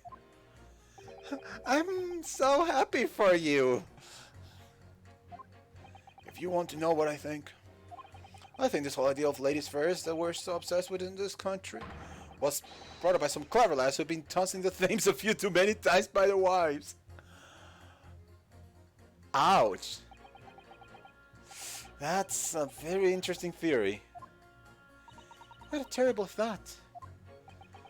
On the face of it, this sure statement just sounds like a really extreme anecdote. But I think it might turn out to be an extremely powerful weapon. Weapon I might be able to use to make the jurors accept an alternative explanation here. Really? Okay. Who's the one that wanted the alternative explanation?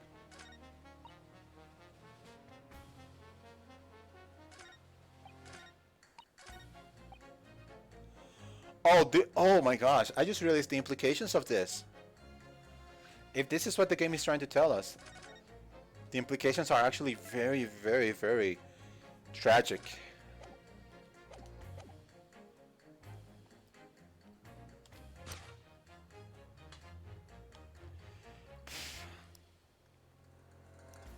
Okay. Okay, hold my hand. If I'm right, if I'm wrong, then it's bad for me. If I'm right, then it's still bad. Objection. Alright. So two men really have a deeply significant connection. Good grief, you mean they don't contradict each other? Explain, counsel, at once. You're number two. Do you think perhaps that this could be one such novel alternative? Oh my, whatever do you mean? An alternative explanation as to how the victim was stabbed in the back. Oh, what are you talking about? We've demonstrated that the fourth book, The Lion's Pride, was found at the scene of the crime, originated in Mr. Gary Depp's room on the top floor of his house. Therefore, it's equally possible that some other object besides the book could have been found its way from the Gary Depp household up to the street below. Oh no. It really is implying what I think it's implying. Oh dear. I'm so sorry. What's that now? After all, Mrs. Gary Depp could have thrown any number of different objects at her husband. Isn't that right, juror number 4? Oh, what are you insinuating now, you little people? I'm beginning to think that ever since the true origins of this book came to light, perhaps she's had a feeling this might be what happened. Do you listen here, you Eastern Gog? As a foreman, you read the man a straight answer. You give us this yarn about some other object making its way out of the house, but what? What was it? I'm really taking a big gamble here. That was a bold accusation to make, but I haven't any real evidence to back it up. Okay, but I'm certain At the very least, this warrants further investigation. Alright, Mr. Foreman. I already explained the defense's theory. The other object that found its way from the Garrett household to the scene of the crime was... Oh boy. I'm so sorry. I'm so sorry, this could actually be really bad. He doesn't even want to say it. You're number 4, Mrs. Garrett. What? What now?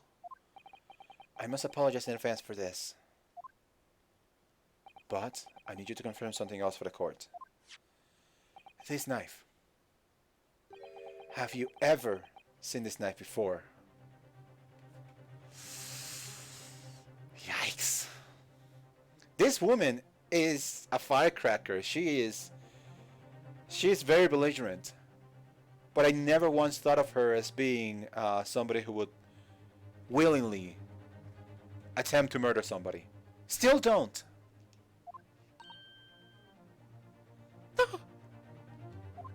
And yes, everything is going on exactly as I initially thought it was. The book was thrown. It might have hit the victim, but then comes a knife, hurling down from the 3rd floor, down to the street. I'm sorry, ma'am. Good Lord, Counsel. What on earth are you doing? This is the weapon that was lodged on the victim's back, man.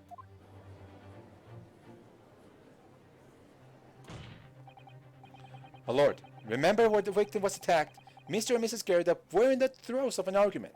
Mrs. Garrett was hurling anything she could at her husband, who had been backed up against a window that had been opened to clear the smoke, and through which a book sailed and land at the crime scene.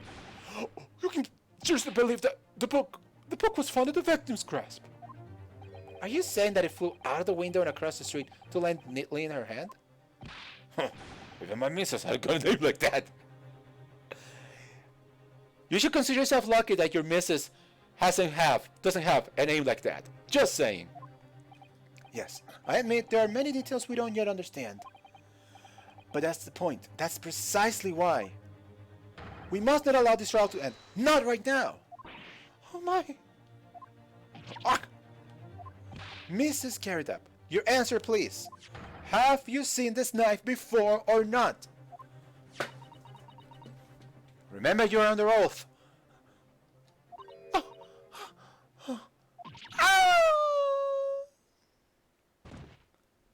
Oh. I'm sorry, Mrs. Garrett. My lord! My lord! I wish to change my decision. I'm a woman of my word after all. Thank you, madam. Yes, I agree. I certainly didn't see this coming, but I just don't think it would be right for this trial to come to an end now with so many unanswered questions. Mr. Foreman! I'd have to agree. Not that I think that Granny did it, mind. Yeah, you know what? I'm not quite happy about this at the moment either. Alright, all together now, ladies and gents.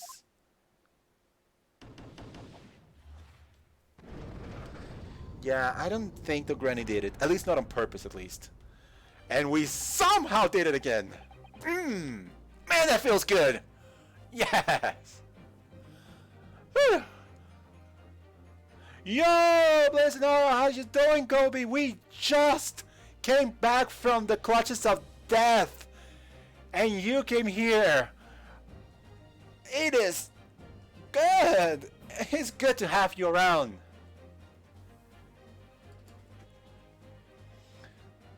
So, how you been?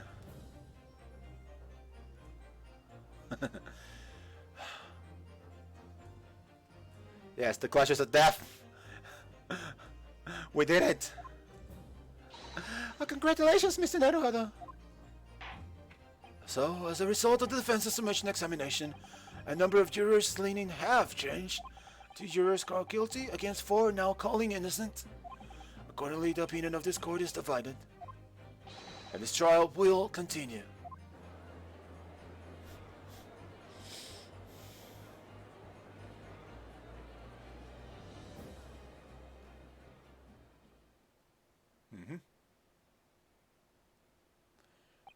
Were you preparing for a crazy storm? Wait, I heard there was a hurricane on the way. Are you in the warpath of the hurricane? I said warpath. Oh my gosh. Yes, a good friend, Death the Dude, aka Corner, is around. Mr. Connor. Now then, Lord Van Six, how does the prosecution wish to proceed? Remember that the prosecution said that they had nothing else to present. All the evidence, all the witnesses. So, how are you going to proceed?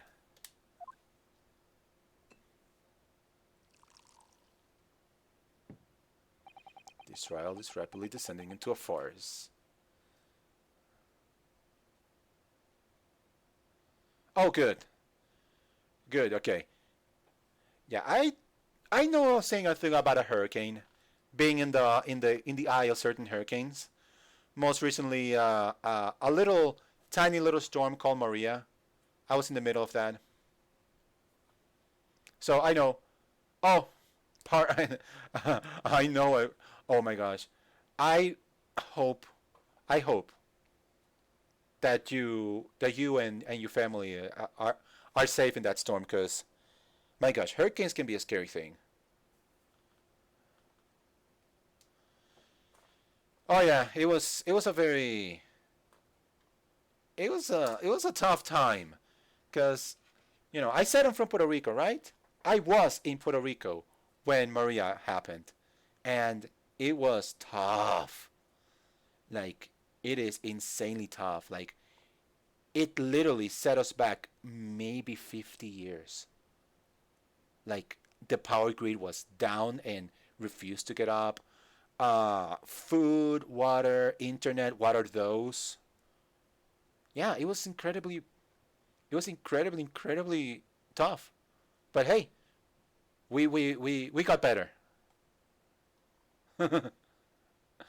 But yeah, that's why I say I know hurricanes. I know they can be scary. So hopefully you and your family are fine.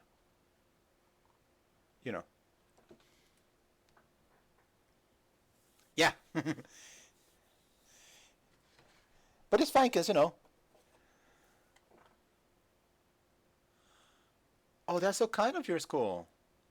You know, maybe something that you guys raised led to maybe a bottle of water that I got from them, or maybe um, a bottle of water, a little bit of food.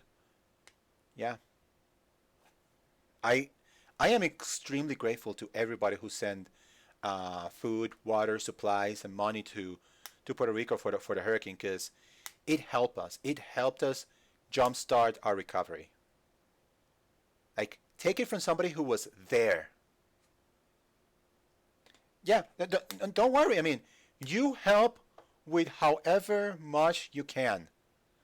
Obviously, like, when we need help, we need help, but we're not. But I'm not asking you to, like, mortgage your house, for example, to help. But whatever small bits and pieces you can give to help Puerto Rico, or to help somebody else that may be affected by a storm, a earthquake, what have you, it helps. I mean, like I said before, that help jumpstart our recovery. And I mean, I went to visit my family just 2 weeks ago, and things are much better now than they were back then. And I am so glad. I am so glad that it is. Obviously. Anyway, I didn't mean for this to take a certain dour mood of talking about hurricanes and stuff. Just, stay safe, Kobe, and I hope I see you here again once things are settled, things are back, power is back on, and there's no more debris in the house. I mean, not in the house, like outside, and you're 100% safe. And also, you have to leave for, I don't know, making final preparations, like, I don't know, buy food or whatever. Uh, I don't care about going off topic, obviously. Uh, sorry. I don't care about going off. I don't mind getting off topic. You know, it's fine. I find it. What's the word? I find it lively to talk to you about whatever. It doesn't matter what it is.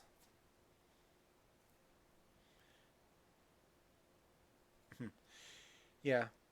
I would suggest if you don't have like power banks, get power banks and maybe a generator if you have one. That will help you in case you lose power. You know, a generator, maybe some like reserve tanks of gas to fill up the generator so you can have some power at least blah, for the fridge. There we go. I know words. I know words. Yeah. If you could at least have a generator to keep the fridge on, that would be that would be good. But yeah, much love. Sending you all of my love and my support, and hopefully everything goes well for you.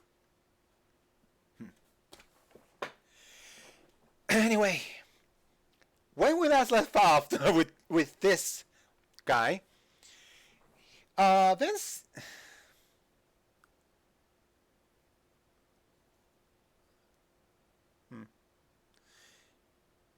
Oh, you mean generator? I mean, I kind of understand, but the point is the generator is not to keep inside the house. It's not to use inside the house, because if you use it inside the house, then you know all the gases from the burning gas is going to choke you. Use it outside the house, where the air can take those gases away. So I can understand the worries, but also, come on. So yeah, this dude.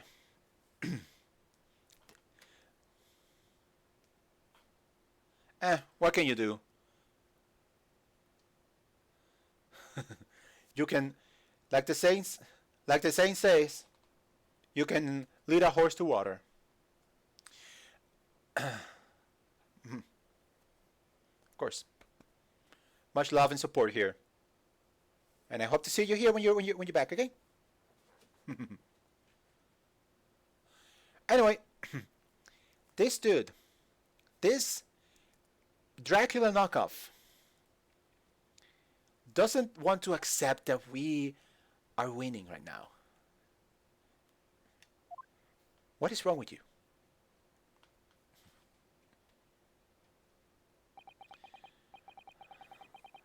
Like a corked wine, the first few sips are bitter enough. But what follows is so repugnant, it's good for nothing save the gutter. If I may, Lord Smith 6, the defense has just put forward a credible alternative explanation for what happened. Credible? Is that your considered opinion, Mr. Foreman? The defense's argument is a joke to which I barely know how to respond. But let me start by insisting that you must all familiarize yourself better with the relative positions of those places being discussed. Oh, what do you mean by that? What's this angle this time? It should already be more than apparent that between the crime scene and the Garrett household runs a rather wide street, Briar Road. Which means that the distance from the Garrett house to the scene is some, yes, 15 yards. Let me see, 15 yards. It's around 14 meters. It's a long distance, we know. 14 meters? That's a little farther than I imagined. And as you ladies and gentlemen of the jury rightly noted as having potential significance, the fourth book was found in the victim's clutches. In other words, the smoldering book, wantonly hurled by the lady of the house, travels some 15 yards to land on the opposite side of the road, neatly between the collapsed victim's fingers and thumb. Is that your final conclusion, my learned and deluded friend. And did the jackknife follow a near identical trajectory to plunge into the middle of the victim's back? This fantasy is somewhat stretching the notion of having a bad day for the victim, I think. Yes, but this is Ace Attorney. Things are very, very outlandish in the Ace Attorney universe. Are you new here, Ben 6? Even those pathetic serialized detective stories have more believable plots. Ouch. How do you know Mr. Sholmes is a very good friend of ours? Ouch. There's nothing I can say to that. That prosecutor loves the sound of his own voice. Miss Susato. Serialized detective stories are pathetic, are they? How dare he! Yeah, you get her, Susato! Even though you have not a leg to stand on that one. Let's pick our battles here. My lord, might I be allowed to speak? As judicial assistant, you may speak for the defense, yes. Go ahead. The prosecution may consider the idea a fantasy, but what the defense has postulated was believable enough to persuade the jury to change its leaning. Yep. And as such, the court has a duty to explore its alternative explanation as thoroughly as possible. To that end, yes? Juror number 4, Miss Joan Garridub, must be called to testify and submit to cross-examination. Oh! Interesting! Saints alive! What cross-examination for a juror? I mean... Order! Well, this is highly irregular. Judge, it has to happen. It is unprecedented for a member of the jury to be summoned to the witness stand. Objection! And he just went, I don't care. And unnecessary. Lorvin 6. What the hell is wrong with you?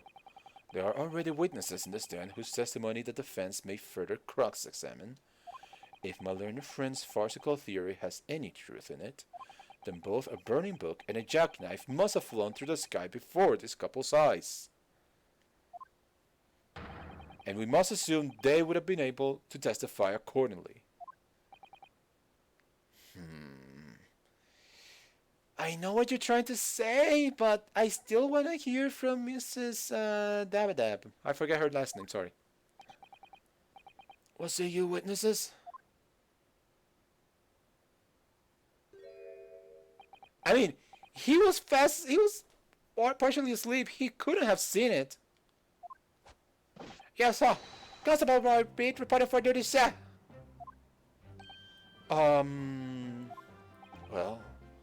Well, good morning, officer. Sorry for dozing off till now, sir. I haven't slept for a month on account of civilian who's appeared on my beat, sir. Oh, they're so heroic, these London bubbies. Patricia, my darling, I've been neglecting you, but no more. Oh, Raleigh, my hero, you make me soon. Oh, dear Lord, these two again. Prepare for diabetes. Very well. I hereby reject the defense's request. Oh, and order the witnesses in stand to testify again. State forthwith before the court any details pertaining to the defense's alternative explanation of events. Yes, sir.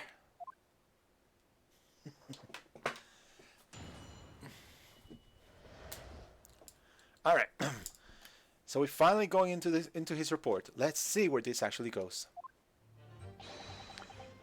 This case has nothing to do with Mr. and Mrs. Garridub. Believe me, a London Bobby is good for this word. Yes, sir. The windows on the top floor in the garden house are top hinged casements. Top hinged? What does it mean for that? Honestly, if any had withdrawn out the window, we would have seen it. I did leave the scene to go and fetch help, but my trusty Raleigh was there to make sure nothing was disturbed. I didn't take my eyes off the crime scene for one moment, sir! Nothing strange to report on that front, sir! I don't know about that. Well, sorry. Well, this is quite startling. Top hinge casement windows? That detail was not in the police report, Constable. Ah, yes, sorry about that. I must have been a little drowsy. You cannot excuse your sins with drowsiness every time, Constable. No, sir. Sorry, but, What are exactly is the top hinge casement window? and you. You cannot excuse your ignorance with just trite remarks, my learned friend. Of course. Sorry. I found it, Mr. Naruhodo. Cast your mind back to the windows in Mr. and Mrs. Gary Depp's room. Alright, I'll try. So the window opens in order to allow air to circulate inside the house. But as it's a top hinge casement window, it swings open along the upper edge, you see. What? Oh no. I'm glad you rectified your ignorance. The casement window's most prominent feature is stay, a metal bar which prevents the window from being opened beyond a certain amount. It prevents it opening? This is all news to me. Absolutely correct, sir. In other words, if a book or knife were to have been thrown through the open window, it would have clattered against the pens and fallen straight down the pavement below. Oh no. You see the problem then? Good. Your education in Windows is complete. I mean, I'm still learning a little bit about Windows. I mean, first there were 7 windows, then we jumped to 10. It's just weird. There was never any possibility for either the book or the knife traveling 15 yards over the road. That is, unless the window pane had been shattered, something we've discounted already.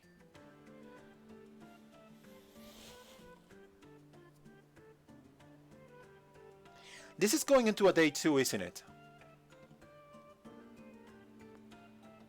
This is probably going to go into day 2. Again. You see that, really? That young Japanese man just collapsed in agony? Yes, my darling, I saw it. I saw how he crumbled before me. Okay, no, you're not cute anymore. I don't care. You guys are not cute anymore. Oh, Raleigh, you're so strong. How is this happening? I haven't even started the cross-examination yet, and already my argument's been destroyed. Counsel, if you could drag yourself up right again. The court awaits your cross-examination.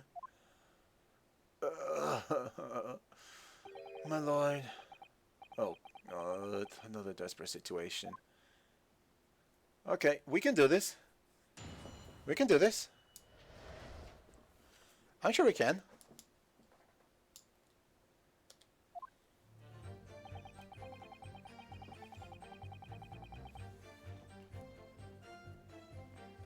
Hold it! How can you say that for certain, though? A very good question, sir. And the answer is this. It has a noble founding principles of force written in it as a reminder to us a policeman to sworn duty. He showed that us before, didn't he? Did he? I can't say remember. To patrol the streets of London town to uphold the place of the common man. It's what the job's all about. And that's why I can't stand here today beside my long-suffering wife and tell you a Bobby's good. Sorry. And that's why I can stand here today beside my long-suffering wife and tell you Bobby's good for his word. There we go. Got it. Well, for having my started admittedly, sir. Yeah, that's my problem. Really, just so manly. Of course I am, my darling Patricia. Oh, Pat. Oh, Raleigh. This two are giving me diabetes.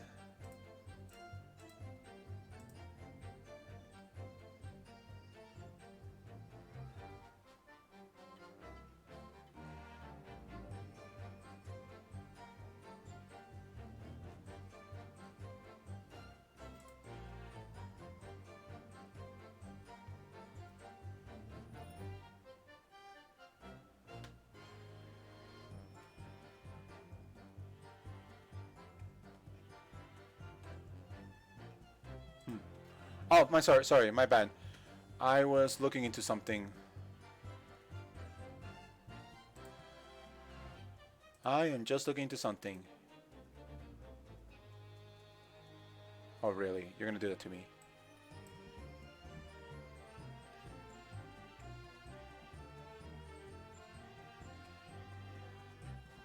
Alright, I guess that works. Okay.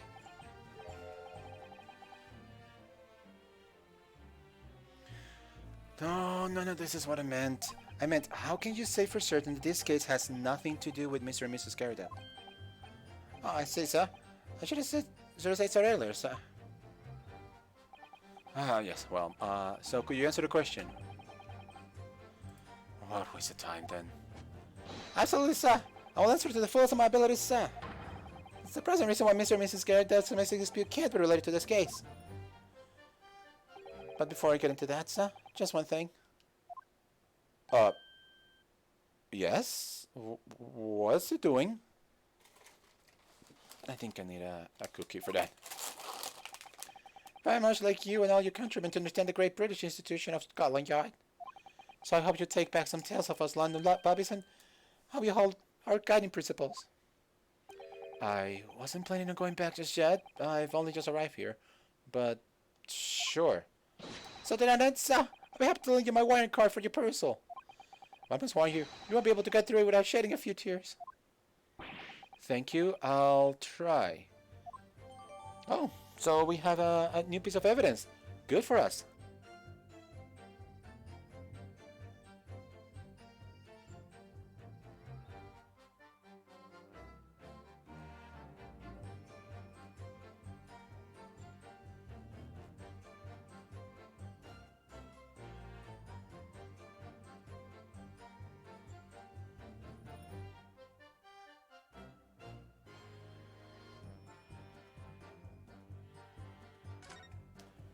Just ban about because of course. Okay, we need to see that evidence first. I'm not presenting anything, I just want to see the new piece of evidence. So, okay, principle of policing. A policeman will strive to preserve the peace within his allotted beat. Patrolling officer is expected to walk 20 miles around his beat every day for the furtherance of community relations. Any crimes fall under the jurisdiction of the beat in which they are discovered.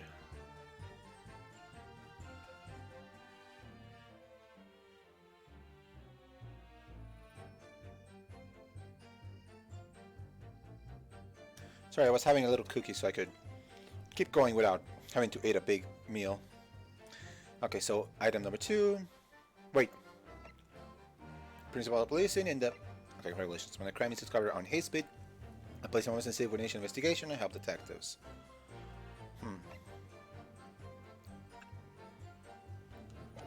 I wonder if that has anything to do later on. Anyway. Let's see. Okay, let's talk about this one first. By which you mean they don't open fully, is that correct? Yes, sir! I'm just there to allow a bit of air to the house to say, please reserve how much they open. And therefore anything thrown out of the window from inside the room would simply strike a pane and fall to the street directly below. For clarity, allow me to mark the map.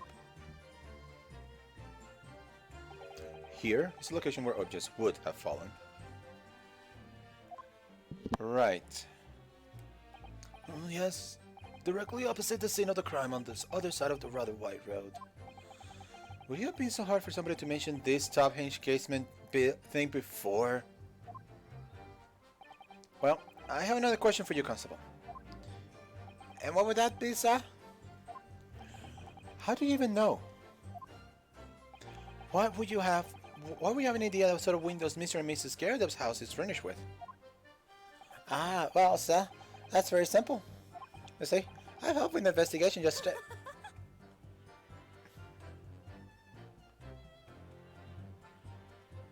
Excuse me? Ma'am? You'll get your turn, but I was talking to the husband. Do you have anything to say, though? Excuse me. Do you have something to add, Mrs. Pete? Sorry. Sorry? You look, well, delighted?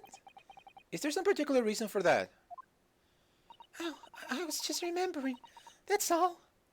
We really were so lucky. Explain yourself? Lucky? What do you mean? Well, of course I feel terrible for the poor woman who was attacked. Don't misunderstand me, please. But we're just so lucky it didn't happen on Rolly's beat. It was so close, you see. I hadn't realized. Oh yes, that's... I had things going on.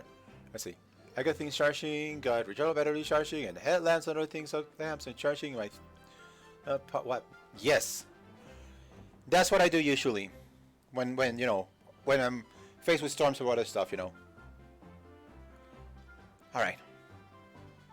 I'm glad you got your stuff done. So yeah, we got this this lovely lady, this lovely wonderful lady that I am starting to see why Death Dude aka Corner doesn't quite like her that much. Oh my gosh. Lady. That's a boundary between Rolling Speed and the next one. Oh!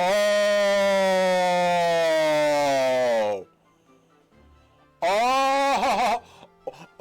Oh! Wait! What? Oh! Wait! Oh no! Oh no!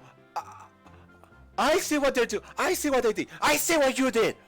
Oh! Oh! You! Isn't that right, my love? Oh! Let me look at the map. Let me look at the map real quick. What she's saying is that Briar Road divides Rolly's Beat, which should be on this side, from the scene of the crime, which was on this side.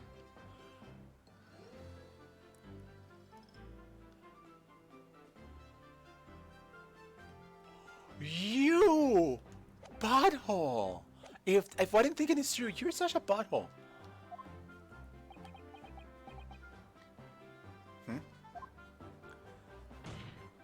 Constable Beat.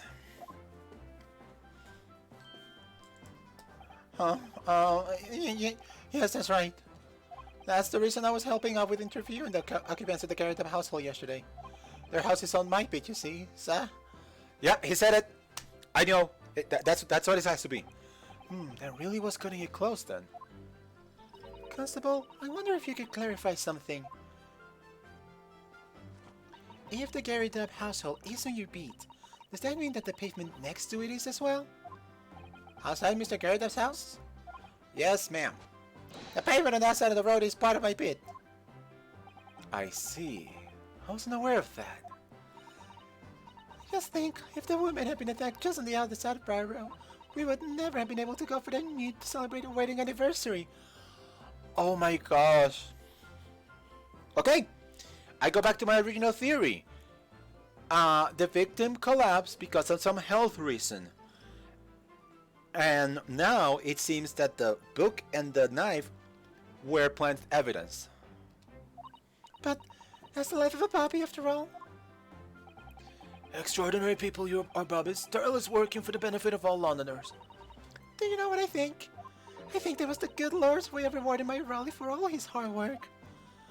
Do you think so, my darling? That must be it, Pat, my love. That must be it. I think perhaps we should make sure we have that information officially on record. Leave it to me, Mr. Naruhado. I'll take care of it immediately. Case file, the pavement where the victim was found just aside Constable Beat, the border of which runs down the middle of Briar Road. I got you. And now it's my turn, I think.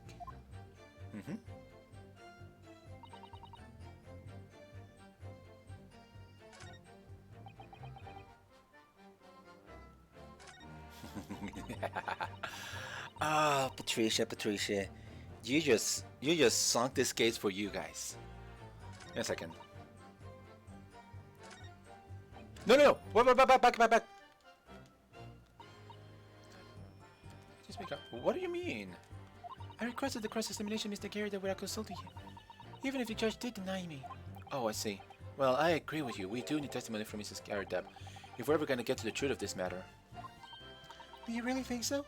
Well, think about it. No matter how far it is across the road of what window opens, Mrs. Garrett's book found its way to the scene of the crime somehow, didn't it? You're right. And then there was Mrs. Garrett's reaction to me showing her the knife. The woman's hiding something. I'm sure of it.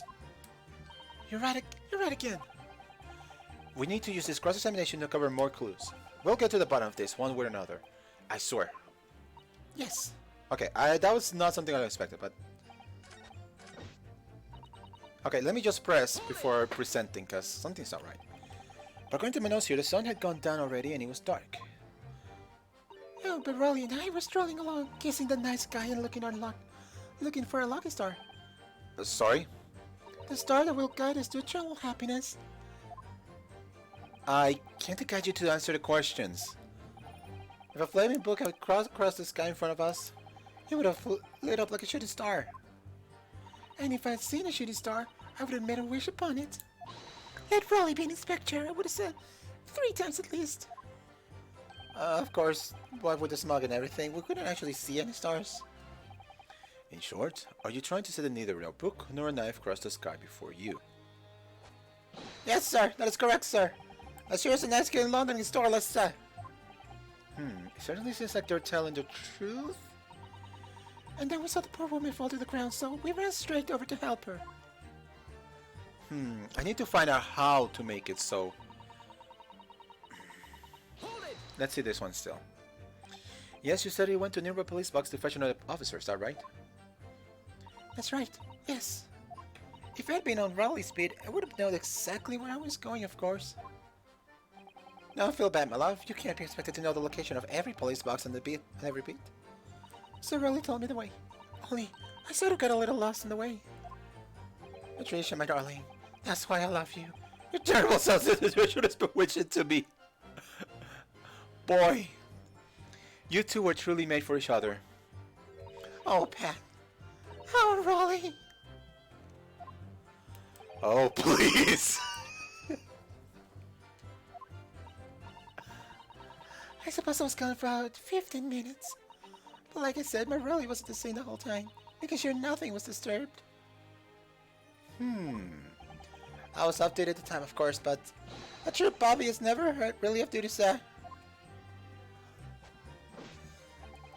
That's what I said before.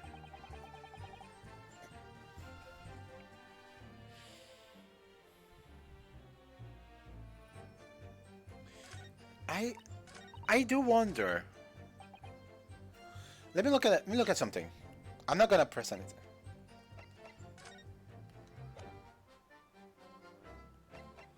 Here it is.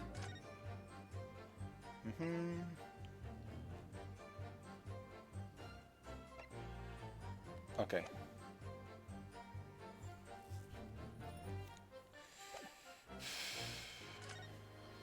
It has to be one of these, but I don't know where.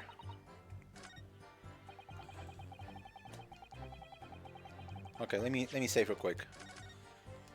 Say it's come. I guess. Come on. Let's think about this. Let's present this here. I don't know if I'm right. Objection! Yep, I'm not right.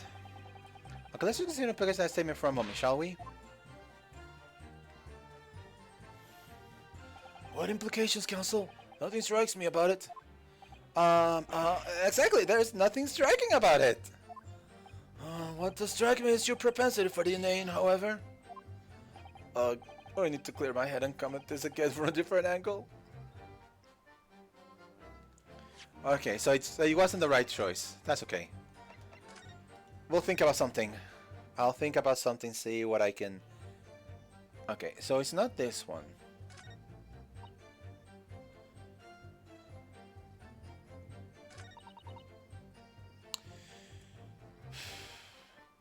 I do have to wonder, though.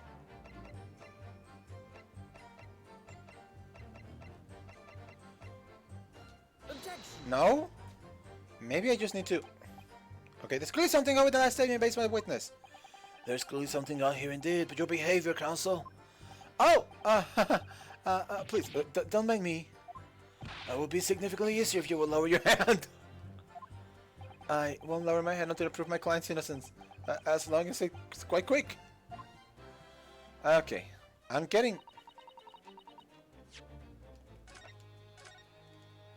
definitely not sure about what I need to do next. Okay. Let's just press here, see if anything comes from this. Hold it! Nothing to report. That's correct, sir. I had my eyes open the entire time. Never looked away from a second. No one else approached the scene, and nothing was removed from it. I can swear that on the yard sonar, sir. Really? That seems a little strange. Beg your pardon, strange, sir? Seems altogether regular to me. This burnt copy of the Lion's Bride was originally in the Gary Depp household. So the question remains, how did it find its way into the hand of the victim? Can you shed any light on that, seeing as you were at the scene of the crime the entire time? And this is where I was trying to get into. Let's see. Ah! Could it be a different copy, sir? The one that just happened to be burnt as well? Even if that were possible, why would the victim have been gripping a book like that in her hand? As you can see from this photographic print, she had a bag over her shoulder. Come on, wake up! Well, sir, that book was in the lady's hand from the moment we arrived at the scene. Is that so? There's something about this statement that's not sitting right with me. The two mysteries of how the knife ended up in her bag and how the book ended up in her hand. And of course how the knife has no blood. There must be some common thread between them.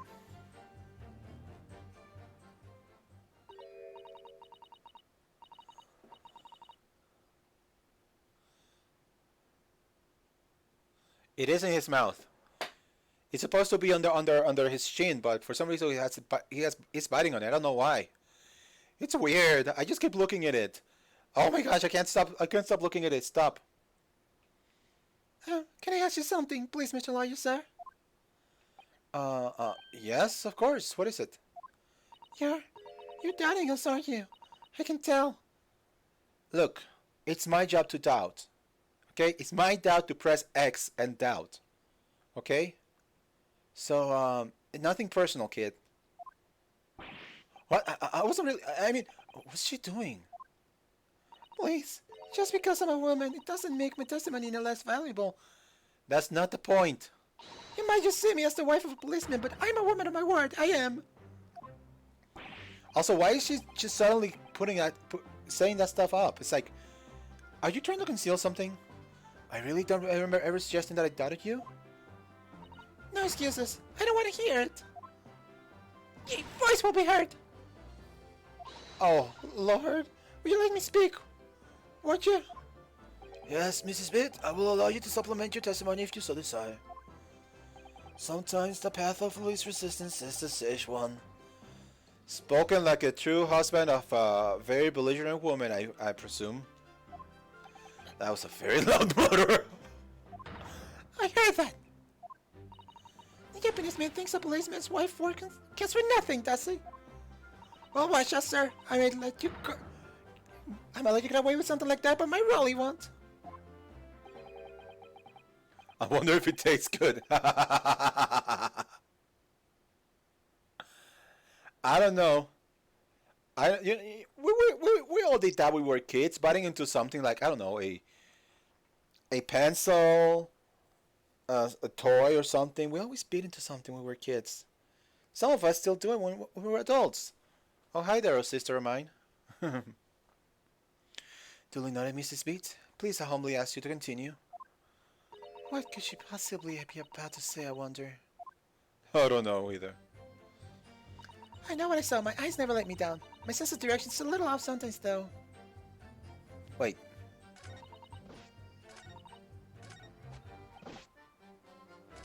That's all you gotta say? Oh my gosh. Mrs. Beat, nobody's questioning what you told us. I saw I did. And that evening I saw it clearly. That little Eastern man with the whiskers and the funny curved back slinking away from the scene. And I know what I didn't see as well. I didn't see any flaming books or knives flying through the sky. All very clear. You also mentioned something about having a poor sense of direction? Sorry. Oh, yes, well, that's a little embarrassing, really. I'm always ended up in the wrong place when I've made arrangements to meet Raleigh. He gets ever so cross. Oh, now it's Raleigh that has to say something. Oh, this testimony is gonna be the end of me.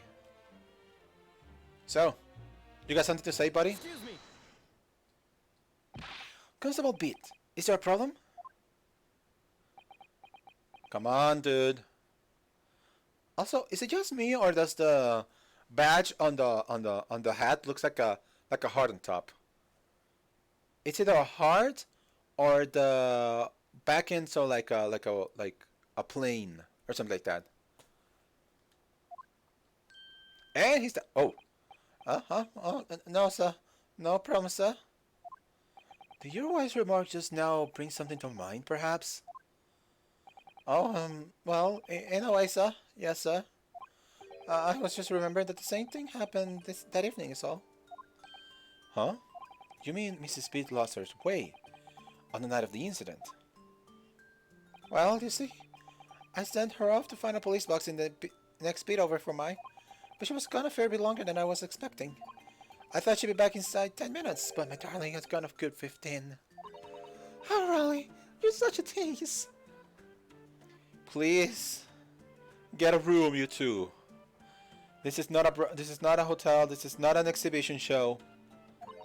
But the reason I was long so long because of the bouquet, silly. The bouquet? Sorry. What bouquet are you talking about? Oh, it was a present for a wedding anniversary. Really so romantic. He set off with it with 4 things and the pennies he found in the gutter while doing his rounds.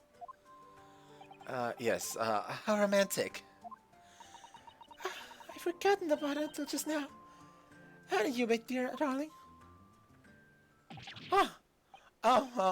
Yes. But that was just between us. Not talking about it to anyone else, darling. I have to promise. Really? Oh. What was that all about? Constable B looked very obviously troubled during that exchange. I'm afraid I can't offer any useful side, Mr. Naruhodo. But I'm quite sure of one thing. We have to ask Mrs. Speed about the bouquet. Alright. Mrs. Speed, this bouquet you just mentioned, I'd like you to add details about it to your testimony, please. Oh, really? Yes, I'd love to.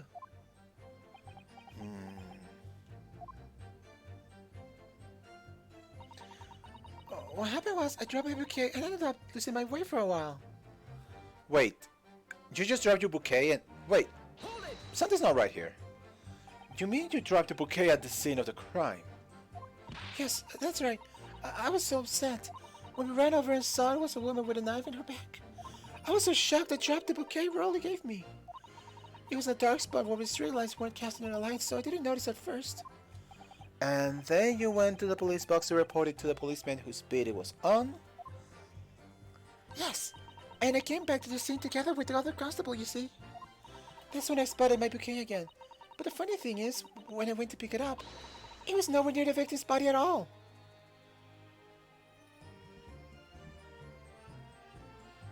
Excuse me, what? Excuse me, what? Perdón.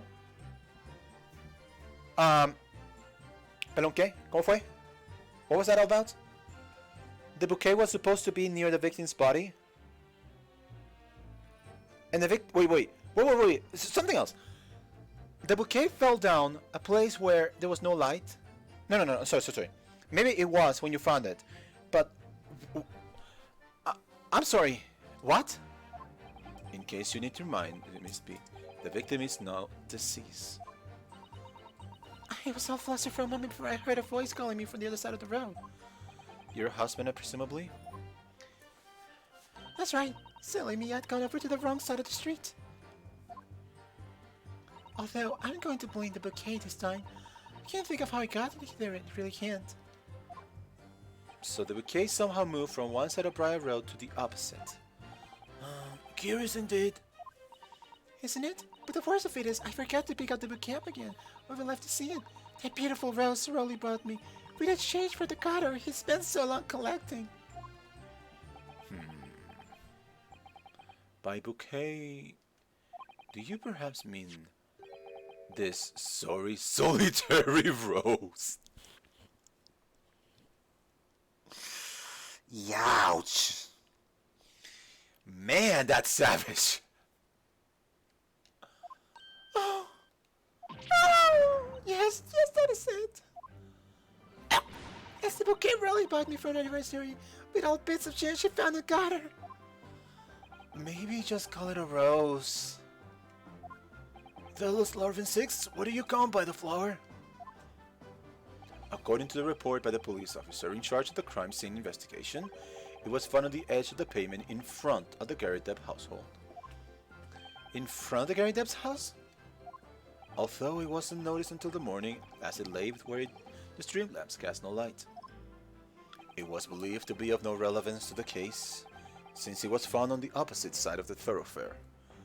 Honestly understandable. Oh, thank you, sir, thank you. Can I have him back now, please?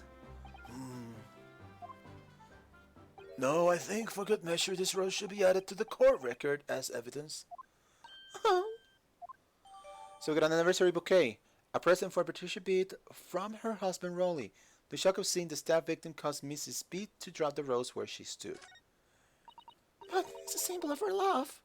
Yes, and now it's a symbol of how I'm going to win this case. Is there anything about this rose that is anything interesting? An English rose, such a beautiful flower. Oh, this is a rose, is it? I've never seen one before. Do you not take interest in flowers, Mr. Naruhado? I wouldn't say that exactly, but I do know 3 types at least. Gosh, 3? Oh my gosh, the same. Yes, plum blossom, peach blossom, and cherry blossom. Perhaps you should consider brushing out. Learning some that aren't fruit tree based, for example. Okay, so what's here?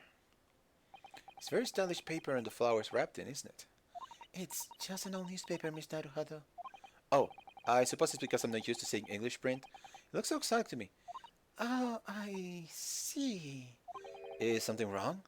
Oh, no. I was just thinking that if you wrapped a stone baked sweet potato in English newspaper, it might look like some sort of...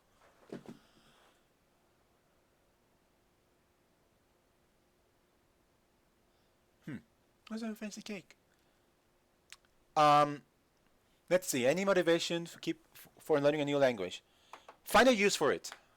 Find a reason to use it. Because for me, learning English was important because I knew, first of all, Puerto Rico, for example, is becoming increasingly bilingual. So I knew that if I wanted, for example, to get a good job, or good opportunities, or maybe on the off chance that I would move from Puerto Rico to the States, I would need to learn English. Also, this might sound a little weird, but I wanted to watch the movies and TV shows on English and not, continuously. Yeah, that is a very, very good good reason to keep to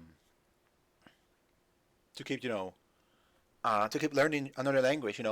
You wanna communicate with your girlfriend and her family. So yeah, that's a good reason to learn the language. But yeah, if you don't find a reason to use it, you probably will not like have the motivation, because it's like I have this for what reason? So yeah, that's my little language lesson for the day.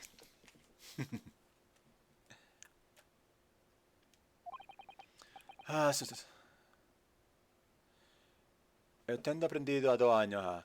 So quería ver que você tinha que chica. The weird thing about is it Portuguese? Is it Portuguese?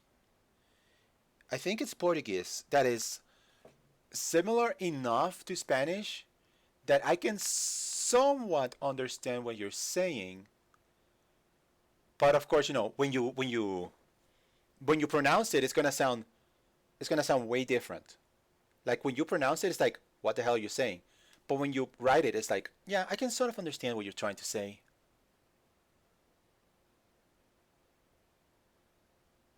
Kind of.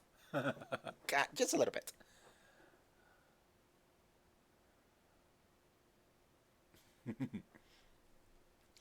Yeah, I can see that.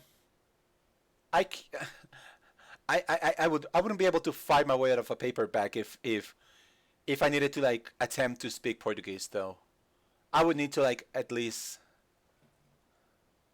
we say D like a J. You all say D. Yeah. Yeah, it's always with it's always with how you pronounce things. But hey, at least your girlfriend has an advantage on me at that in that regard. Okay, so is there anything in the back of this though? And come on, don't fall. Okay, okay. Is this any? Okay, no, there's nothing. Doesn't seem like there's anything. Let's see. No, there's nothing. There's nothing new about this. It's just a rose. I guess it's less about what you can find inside the rose, and rather the location of the rose. All right, let's continue. I want it back after the trial. Do you hear me? I want it back. Good grief, rest assured that I shall do my very best to not forget, Mrs. Pete. I didn't take my eye off this. Okay. Oh, she's gonna kill. Yeah, like I said, this case for some reason has had 3 couples. We're talking about 3 couples. 2 of them, the wife abuses the man, and they're like in a strained relationship. And then we got these 2 guys.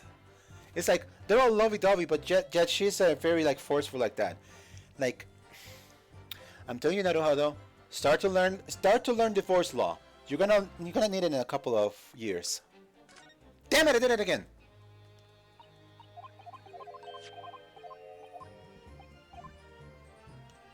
All right.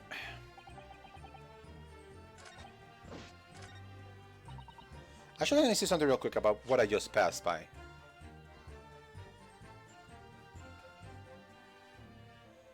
Okay. The whole thing is like I've been troubling me along. I believe so.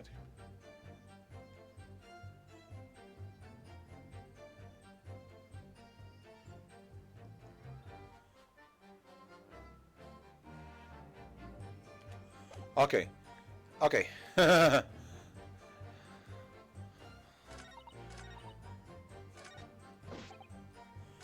So I apparently have every single piece of evidence I need to make a decisive point, but I don't know. I don't know where. I don't know which evidence.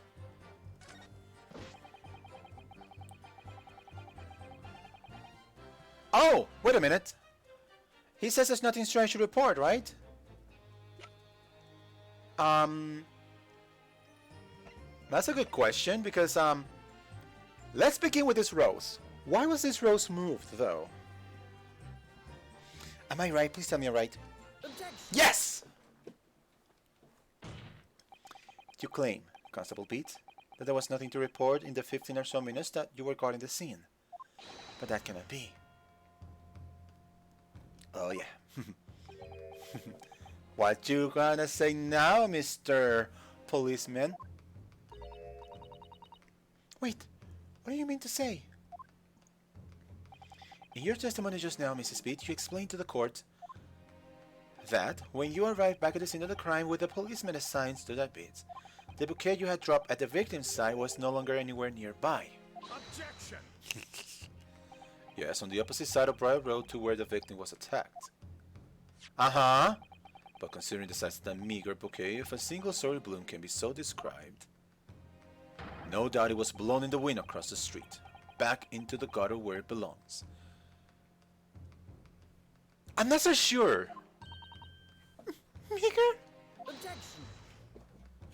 But if that were the case, why did Constable Pete not testify to the fact? Exactly. No one else approached the scene, and nothing was removed from it. Constable Pete swore to that on Scotland Yard's honor. But the bouquet belonged to me. It has nothing to do with the case. He said on the sworn testimony, nothing was removed. You have to answer about that. You have to answer to that. That's what Rolly didn't mention it, I'm sure. You're not getting away with this one.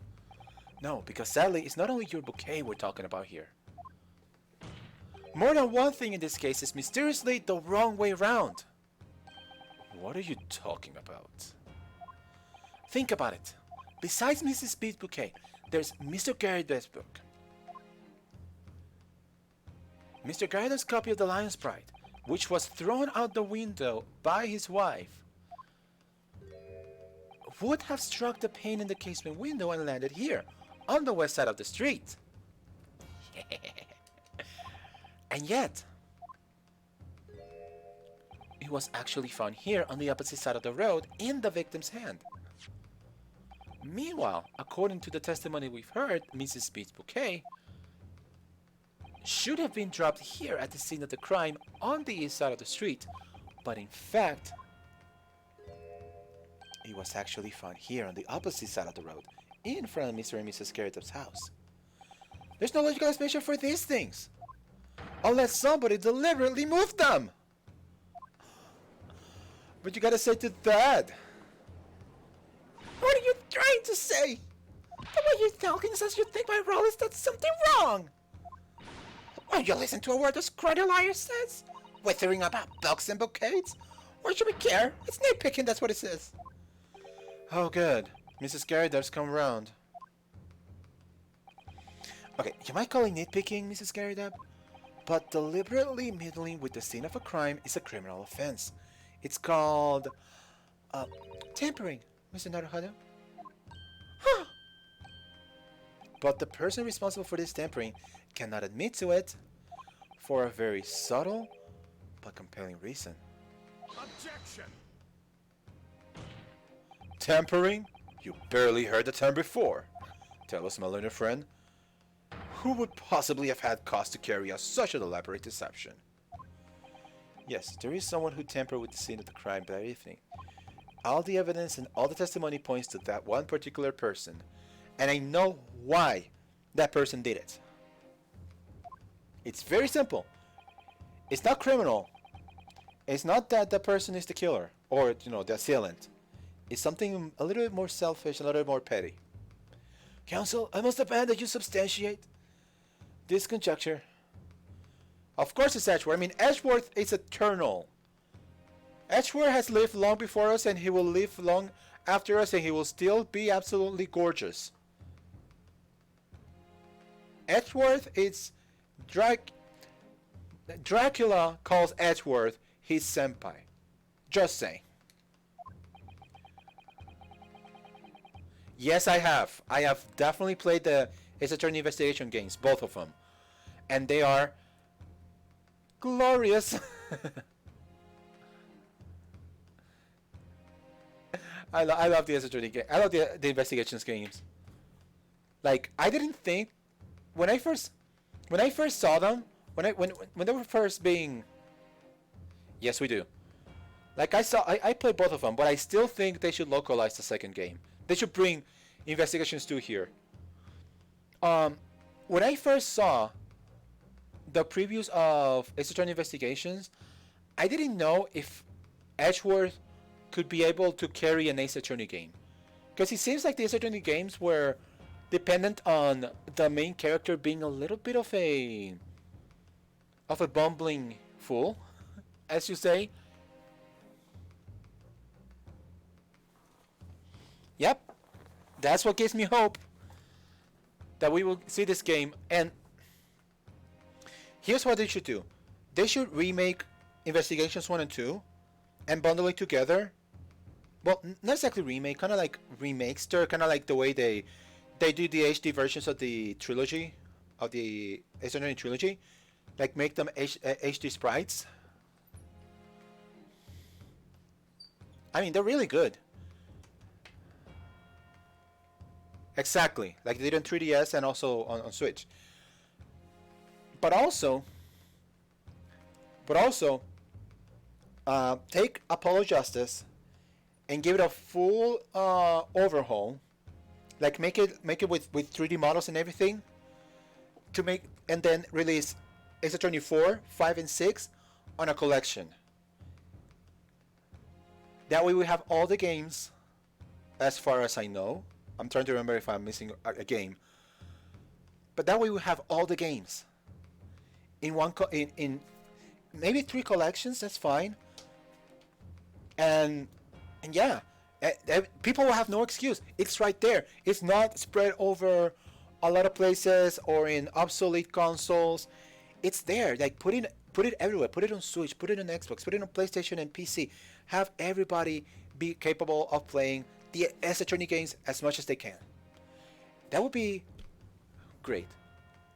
And then Ace Attorney 7, because we need one. We do need it. We do need the Ace Attorney, what I call essentially the Apollo Justice trilogy. We need that in a pack. Or if you want to be dramatic, the Dark Age of the Law.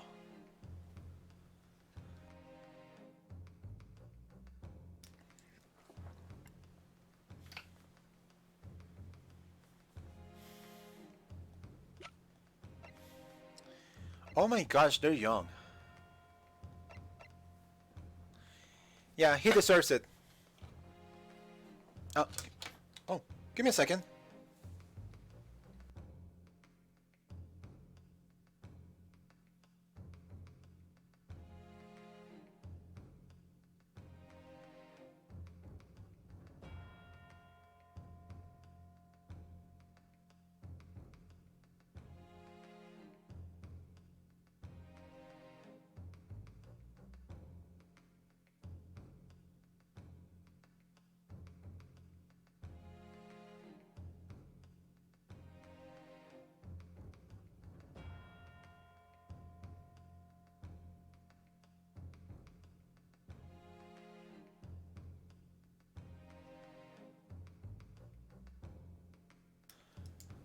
But anyway, we know exactly who we need to talk about. And it is Mr. Rolly Beetle. Sorry, Rolly Beat. Okay. Take that! Obviously, there's only one person who could have been. Constable Rolly Beat, it was you! And the music swells up! Sweet! What? A policeman? A member of Scotland Yard? What nonsense! Why would Rolly do something like that? There's no one straighter than my husband. My puppy works more tirelessly than the people of London. Mrs. Beat, you said in your testimony that your husband asked you to go to a nearby police box to fetch the officer on duty. The 15 minutes that you were absent from the scene is the only opportunity anyone had to tamper with it. You're making it up. It's all nonsense. It's all lies. What about the Japanese man with the whiskers? I bet it was him. He did it. Objection! If that was true, Constable Beat would have seen him do it. Oh. And forgive me for pointing it out, but when you dropped your bouquet, Mrs. Beat, it was after the defendant had fled the scene. Well. Objection! What? First you make accusations about the landlord and his wife, and now you incriminate a policeman as well. But your accusations lack one very important thing. You claim the crime scene was tampered with. But there is only one reason anyone would commit such a reckless crime, to hide something. That's right, he's right. But my husband and I just happened to be there. That's all. So why would he have anything to hide? It doesn't make sense. You offer no motive of his alleged tampering. And until you do, your accusations are nothing but empty threats. You know, one thing I also wanted to say about that thing you last said about the next game focusing on Apollo. I do want that, mainly because as much as I like Phoenix Wright, it feels as though his story, Phoenix's story, has mostly been wrapped up. Like, what else is there to say about Phoenix Wright? Like, he became a full-fledged lawyer. He fell from grace. He raised a daughter. He came back. What else is there to say about him? It doesn't feel like Phoenix Wright has much more of a story to tell. Except, go to court, do some more cases. Go to court, do another case. I feel like Apollo and also Athena, they have something else, more of a storyline that could be told. That's why I agree when I say let's focus on the next story on Apollo, and it's because this series has been coasting off Phoenix Wright for all along. And yes, the series did start with Phoenix Wright, but this very game proves that you don't need to have Phoenix Wright to make a good Ace Attorney game. This game, the investigation games, it's proven. We can have an Ace Attorney game that doesn't have Phoenix Wright in any capacity. Nothing against Phoenix Wright, but we can have other characters. Just my 2 cents.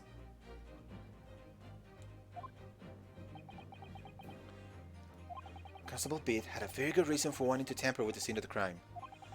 That's the key to this entire affair. Mr. Naruhodo, have you managed to solve this mystery? Yes, I have. Counsel, you have made a very serious accusation against a London police officer. If you are mistaken, I'm sure you are. I need not point out that your reputation as a lawyer will be irrevocably damaged. With that stark warning in mind, will you now explain to the court the motive for this alleged tampering? Yes, my lord. Okay. It's simple. Constable Beat's motive for tampering with the crime scene was to hide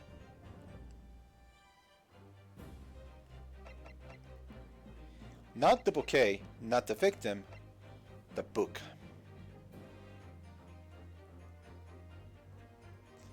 I'm pretty sure I'm right with this one. where the book fell in the ground. That's why he had to cover up at all costs. And why exactly? Huh? Well, of course, the reason is... Come on, you know I'm right.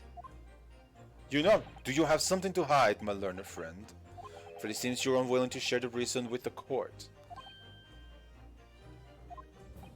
Could it be perhaps that no reason exists? What? No! No, look, no way I'm wrong. There's no way I'm wrong. Counsel, you have made a very... Okay, yeah.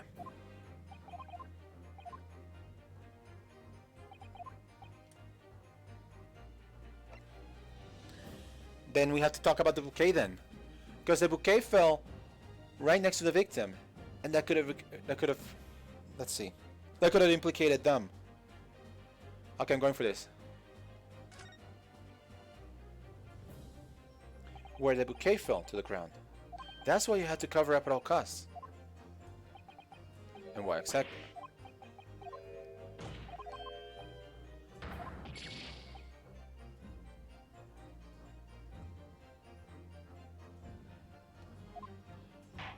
Wait a minute!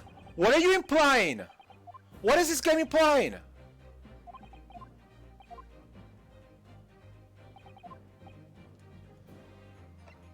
Okay, initially I thought, my initial thought was that the book fell where the book fell because if they found that book, then they could trace it to the, and then he would have to investigate it. But then it's like, oh, where the bouquet fell, because the bouquet fell right next to the victim. It's like, oh, well, the victim could have, the bouquet could have implicated them, but the victim. I mean, we go back to the original thought, which is he wanted to change the position of the victim, because then. Oh my gosh, the implications. Where the victim fell to the ground. That is what his Bobby had to cover up at all costs. What? Where the victim fell? You mean where she was attacked? What are you talking about? We told you the very start, didn't we? On the pavement of Briar Road. I saw it happen, remember? It was right here, as if anyone didn't already know. That's certainly what everybody has been led to believe. Oh my gosh! There is a piece of evidence that we do not have in court right now that I just remembered. And that piece of evidence could lead to this case, to cracking this case open. But this pretty much guarantees what's going to be a day 2. Oh my gosh, there's going to be a day 2 here. Okay. But in fact, that isn't where the victim was stabbed at all. What? What?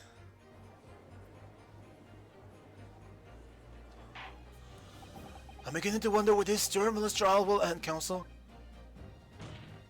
If that's your assertion, then the court is dying to know, my Nipponese friend.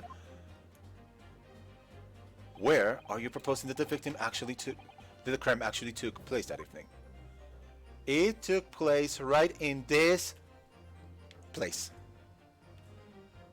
Right around here.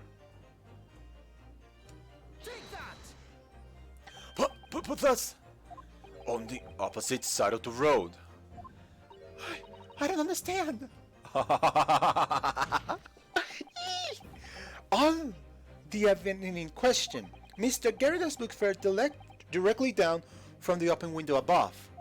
And your bouquet, Mrs. Speed, never moved at all. What did move was the scene of the crime itself! Oh! Good gracious! That is insane! Perhaps you haven't been perhaps you haven't been listening to the ample testimony the court has heard. But there's witnesses both saw the moment the attack took place. That's right. I saw it with my own eyes. It was 5 o'clock in the evening and already dark. There was typical London fog in the ground. When you saw the incident unfold and ran to the victim's aid. What was actually on the west side of Briar Road? No, that's not true. It can't have been. Constable Pete then arranged for you to be absent for a while sending you for help. Especially, it should be noted that he counted on her to lose her way. And during the 15 minutes you were away, he transplanted the crime scene. He moved all the things shown in this print, the victim herself, the 4 books. He moved everything, in fact, to the pavement on the east side of Briar Road. extraordinary. But the constable overlooked one thing. What? What did they overlook? The bouquet, I presume. Exactly. The prosecution told the court just a few minutes ago about the discovery of the rose bouquet.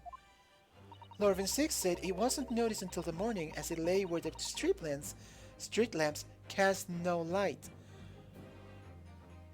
Oh my gosh, another implication! The bouquet was where the street lamps cast no light.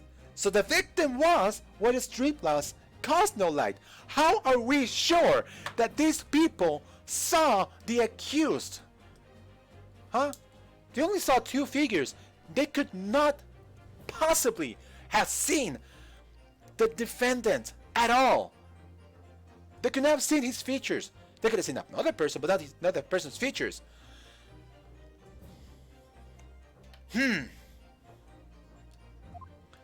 Yes, it couldn't be seen in the dark, obviously.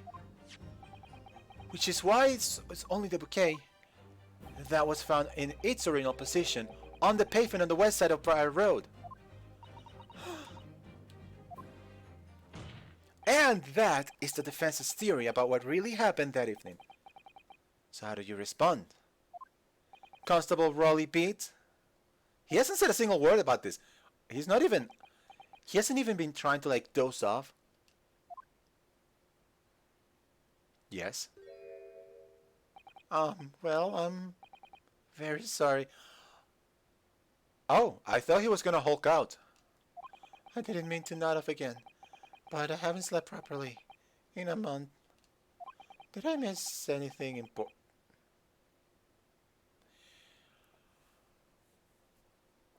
Boy! Oh, Raleigh. It isn't true, is it? What the lawyer said is all lies, isn't it? I know it is because you're the most upstanding righteous man I know. Yes? Do you have anything to say for yourself, Mr. Roly-Poly? I had a dream. A terrible dream. All the things I did that night. Everything come out. Everything exposed. Could you elaborate on that? What? Only, it seems Yes? it wasn't a dream at all. Good golly! Order! Order! Order! What on earth is the meaning of all this? Oh, Raleigh, why? Why would you do something like this? Moving a corpse is a criminal offense, isn't it? Mm-hmm. Wishing the victim dead should be one too. Constable, explain yourself. Why would you do this? As a respected member of Scotland Yard, your duty is to protect the good people of London town. I can't say, sir. What? I really am ever so sorry about all this. For damaging the Yard's reputation. For everything. He can't say. I have a possible explanation. For why, on that particular evening, Constable Beat felt compelled to move the scene of the crime. I can think of one reason. I can think of two, actually, but sure. What? How can you possibly know? You, a foreigner, presuming to understand the mind of a Scotland Yard policeman? And yet, Lord Van Six, it is this foreigner who has uncovered the startling truth of the matter thus far. Yeah, you tell him, Judge. I believe it would be beneficial for the court to hear this extraordinary young lawyer's theory. Counsel for the defense, if you please.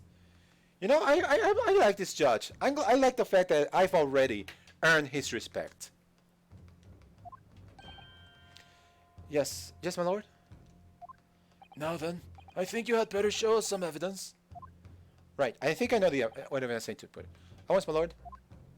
England, Japan, it makes no difference where you are from. Human emotions are the same. And I think I have a fairly good idea of the feelings behind this man's actions. What gives away the motive for Constable Beat's unthinkable actions? Yeah, I'm sorry. I'm already at 3 points, and I do not want to lose.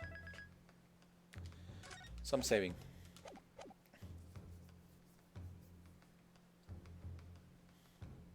So there's two things. There's this.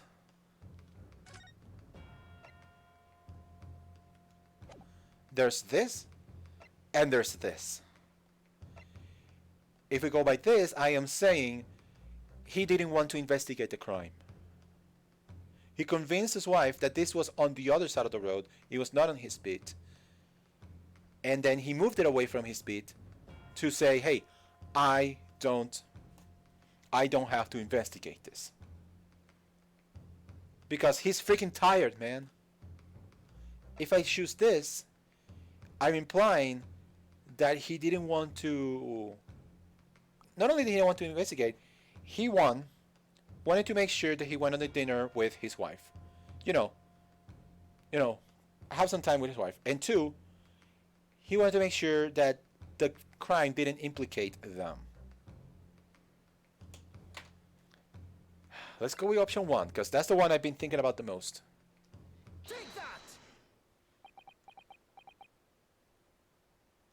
I realize that I'm a foreigner in this land, and I've only just arrived from Japan, which is why all this information about London's so-called bobbies is completely new to me. I've learned that, though honorable, patrolling the beat is the most demanding work in the world, for example. Keeping the peace, looking after the citizens in his bid in all kinds of ways. There's no doubt that the young Bobby is charged with a great deal to do each day, certainly. But for Constable Pete, the day in question was special. Special? How? On account of this bouquet, my lord. Oh, so this is more of an either-or situation. Okay. Oh, yes. It was our very first wedding anniversary.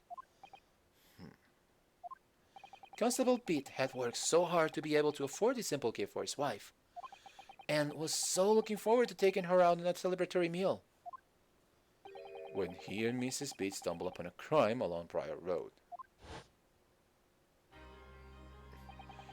When he saw the shadowy figure through the fog collapse on the pavement ahead of them, that must have gone through them. What must have gone through the man's mind? But sir, wasn't that particularly... I was looking forward to celebrating my wedding anniversary.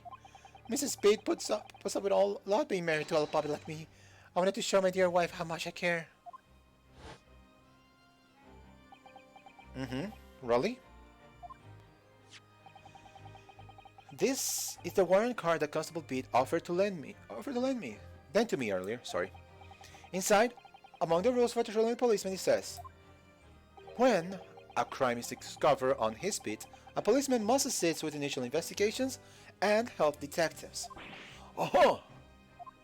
Constable Pete. Is that or is that not the reason why you moved the whole scene of the crime that day? Yes. Everything you said. It's alright. So that's it. It was all to do with the boundary of your beat. Exactly. To summarize, the incident actually occurred on Constable Pete's beat. Good gracious! Constable, do you realize the gravity of what you've done? It was the first time since I became a copper that I ever cursed God. Stay close to me, Pat. The criminal could still lurk here somewhere. As we ran over to the scene, I had every intention of doing my duty as a police officer. We got to report the situation as quickly as possible. But then, it dawned on me. I realized where we were, where the victim was lying, and what that meant for me. When a crime is discovered on his beat, a policeman must assist with initial investigations and help detectives. Why here? Why did this have to happen here? And why the night of all nights? Why? Why indeed? It's a copper's job to guard the scene of the crime, so I told Pat she'd have to go to the nearest police box and fetch whoever was on duty there. It was then, when I opened my mouth to speak, it just came out. I couldn't believe the words that were coming out of my own mouth. This is the next beat to mine, Pat. So you'll have to go to the police box that covers it. Turn right or run along Mission Street, and then...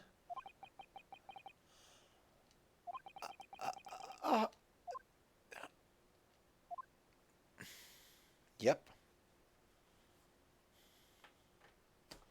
And that's that.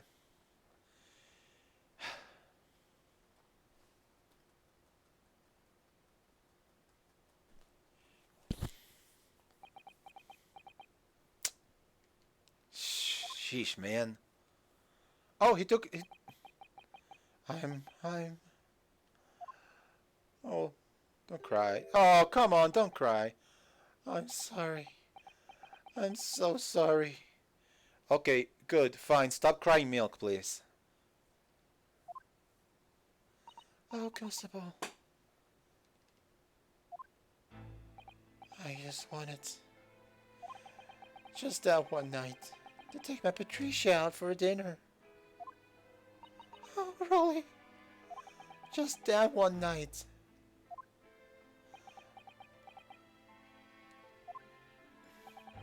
You knew that if the incident was on your beat, your evening celebration would be ruined. Yeah. Don't you know? Don't you know that's kind of like the meme?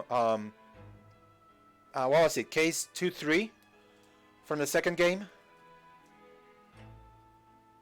When the real killer finally confesses to his crime and he starts crying, it looks like Milk. I guess better technology has not fixed the Milk tears. And so you decided to move the entire crime scene outside your jurisdiction. Just across the street to the east pavement of Briar Road, which falls under the neighboring beat's care. You see, I thought, well, I was sure the victim was dead, you see. I beg your pardon? Oh, of course he did. Otherwise, my Rolly would never have left the poor woman in the freezing cold pavement. Ah, I see you mean it now. But God got me back from my sins, didn't he? That's why I missed the rose I bought for Pat. Oh no, really? That was all my fault. I should never have dropped into such a dark place. I'm so sorry, Rolly.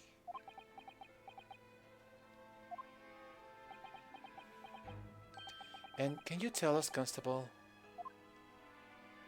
how many books do you move from one side of the road to the other in total? 4, he was, yes, definitely 4.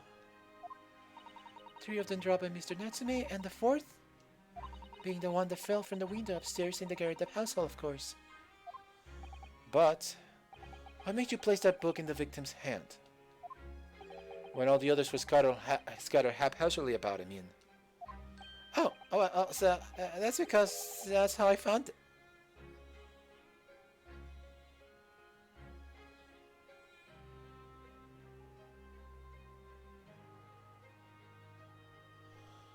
what? Excuse me?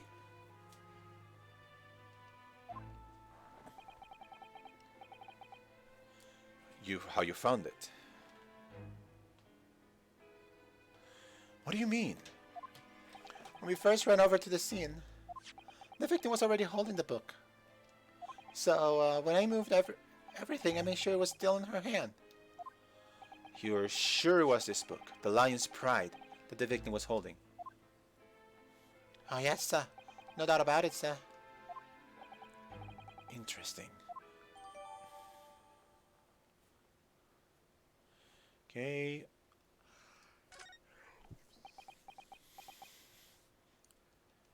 I thought it was an open and shut case at the time, you see. There were only the 2 people at the scene, and Pat and me both saw it happen. However, which way you looked at it, it had to be the fellow who ran off to done it, I thought. I couldn't see the harm, really. I didn't think moving it all would open the road. Over the road would make a jot of difference. I suppose this is it for me now. I've had it. My lord.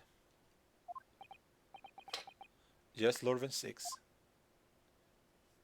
I believe that concludes the cross-examination of the witnesses. Excuse me?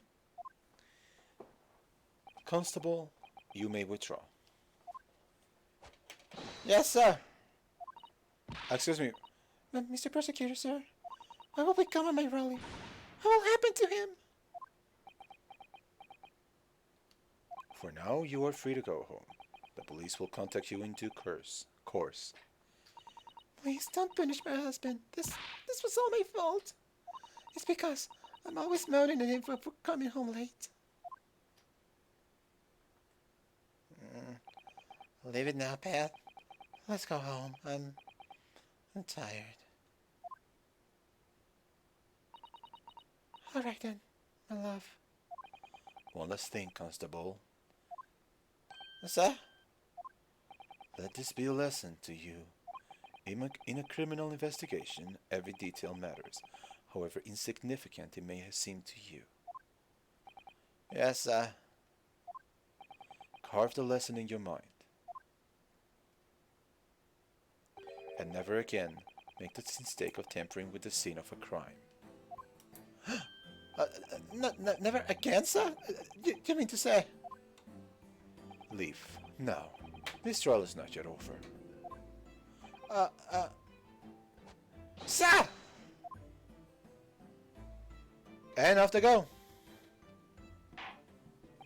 Well, quite a settling revelation, I must say. You don't say. Who would have thought of a third party transplanting the entire scene of a crime like that? Indeed, my lord. Nevertheless, there are some immutable facts here, principally. That the accused, Mr. Suseki Natsume, is the only person who could possibly have committed this crime. Objection. Hold up! No, I disagree. Now that we know the true scene of the incident, there is someone else. Another person who could be responsible for the knife in the victim's back. Forgive me for being presumptuous, but I believe the prosecution is probably well aware of this possibility already. Lord Van Six, is this true?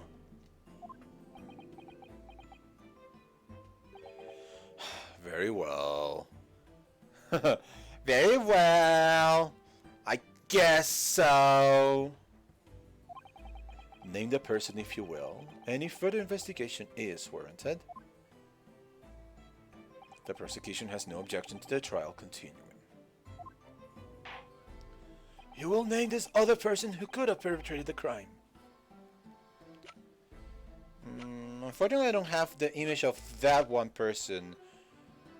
So, we could be talking about somebody else. Alright, let's find this. Unfortunately, Miss John Garrett, she's 38!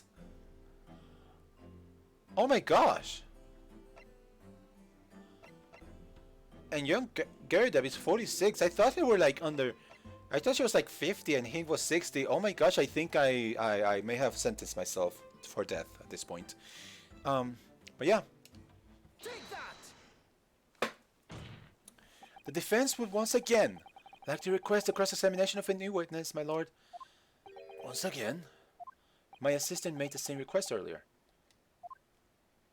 In order to finally reveal the truth about this case, it's imperative that we cross-examine Euro number 4, Mrs. Yon Geridab. Me? Oh, dearie me. Objection. That request was already been denied. Objection. But the situation is very different now.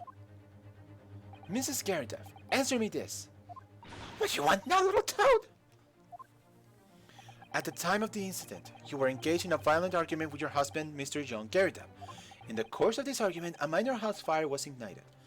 And to clear the smoke from the room, your husband opened a window that looks out over Briar Road. Well, what of it? You threw this book at your husband when he was cornered with his back against the window. Upon striking the pane of the open door hinge casement window, the book plummeted directly down, finding its way to what we now know to be the true scene of the incident. Yes, as I said, what of it? During the argument, you were beside yourself with rage. As such, you threw not just books, but anything you could lay your hands on. Uh-huh. So let me ask you one more time, Mrs. Geridab. This knife, the one removed from the victim's back, have you really never laid eyes on this before? Ah!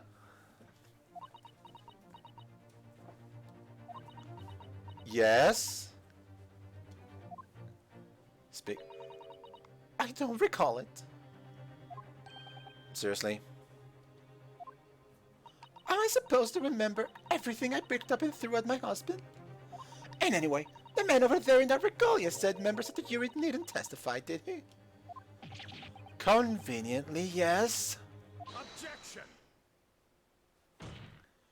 No. I have no recollection of saying that at all. Juror number 4. Oh! Van 6 coming with a save, unfortunately. Incredibly so. Make no mistake. You jurors are no special in any way. You're not immune to the judicial process. If you know something about this knife, madame, let the truth come out. But that's just a common garden knife. It could have come from anywhere. We have several like that at home. If one went missing, how would you expect me to know? What's that? Are you joking? What are you saying? What are you saying, please, Mrs. Garrett? She's saying that there's multiples of those. Now you listen to me. I refuse to believe all this nonsense. I couldn't bear the thought of that it injures someone. You hear? I couldn't bear it. Oh, the poor woman. So, yes, I want evidence. I want to see hard evidence if you're going to insist on this being my fault. You're going to have to prove to me that I threw that knife if that's what you think. Come along now. Chop chop. Do your worst. Oh, I think I know what's going on here. Well, Miss Naruhodo? If I had evidence like that, believe me, I would have thrown it at her already. Then take the stand, Juror. Oh! The prosecution does not object to the defense's request to cross-examine this woman. Thank you, Lawrence 6. I'm gonna have to testify. Juror number 4. As I'm sure you will appreciate, having observed it with my own eyes today, witnesses' testimony can lead to the most extraordinary truths being unearthed. Truths of which the witness himself may not even have been aware. Oh, dear me. So I demand your full and unadulterated testimony, Mrs. Garrett. And mark my words, in this court of law today, we shall extract the truth. Do you concur, counsels? Certainly, my lord. Oh, that's what I'm hoping for, my lord. Oh, this is going long. Okay. This is such a strange feeling. For the first time since arriving in this country, it actually feels real.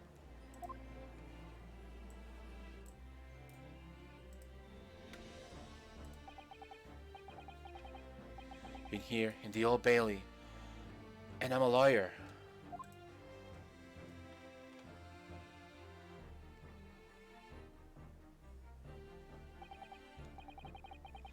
Wait. Okay.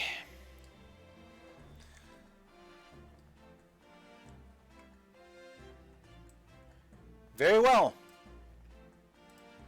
This case is going for long. For very long. And I've already been streaming for like 4 hours. Wow. I'm going to have to call it a stream now. Because it has been a while. And I have stuff to do tonight. So, I apologize to those who were already getting very excited about this thing. I'm getting very excited about this.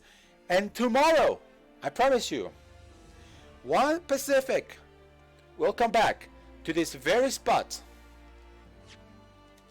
And we'll see if we can actually figure out what we need to do when it comes to... We'll try to figure out the truth. We're gonna figure out the truth. So, if there's nothing else to be done about, this case or anything like that, or if there are any more surprises, that would mean like just hang for 15 more minutes. I think I am going to call it a stream. Thank you so much for watching. Thank you so much for hanging around with me. It's been a treat talking with you guys, enjoying your company, and enjoying this game. I'm Nick Cobra, and I wish you a wonderful, wonderful day. Okay, and with that, I just want to see if anybody here had anybody they wanted to raid. Just do a small little raid. Maybe do a little raid hashtag. I don't know if I have anything particularly that I want, that I have in mind. If not, then I will just pull up my own raid and just run with this.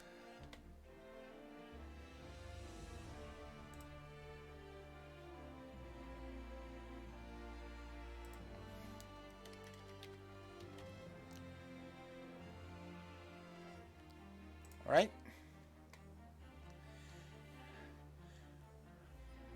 In that case, we're just gonna start this raid, and it's gonna raid Book Fang Geek. All right.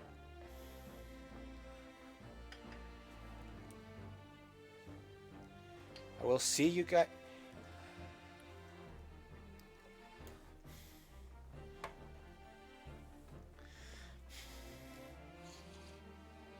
Okay. And as always, I say goodbye to you guys.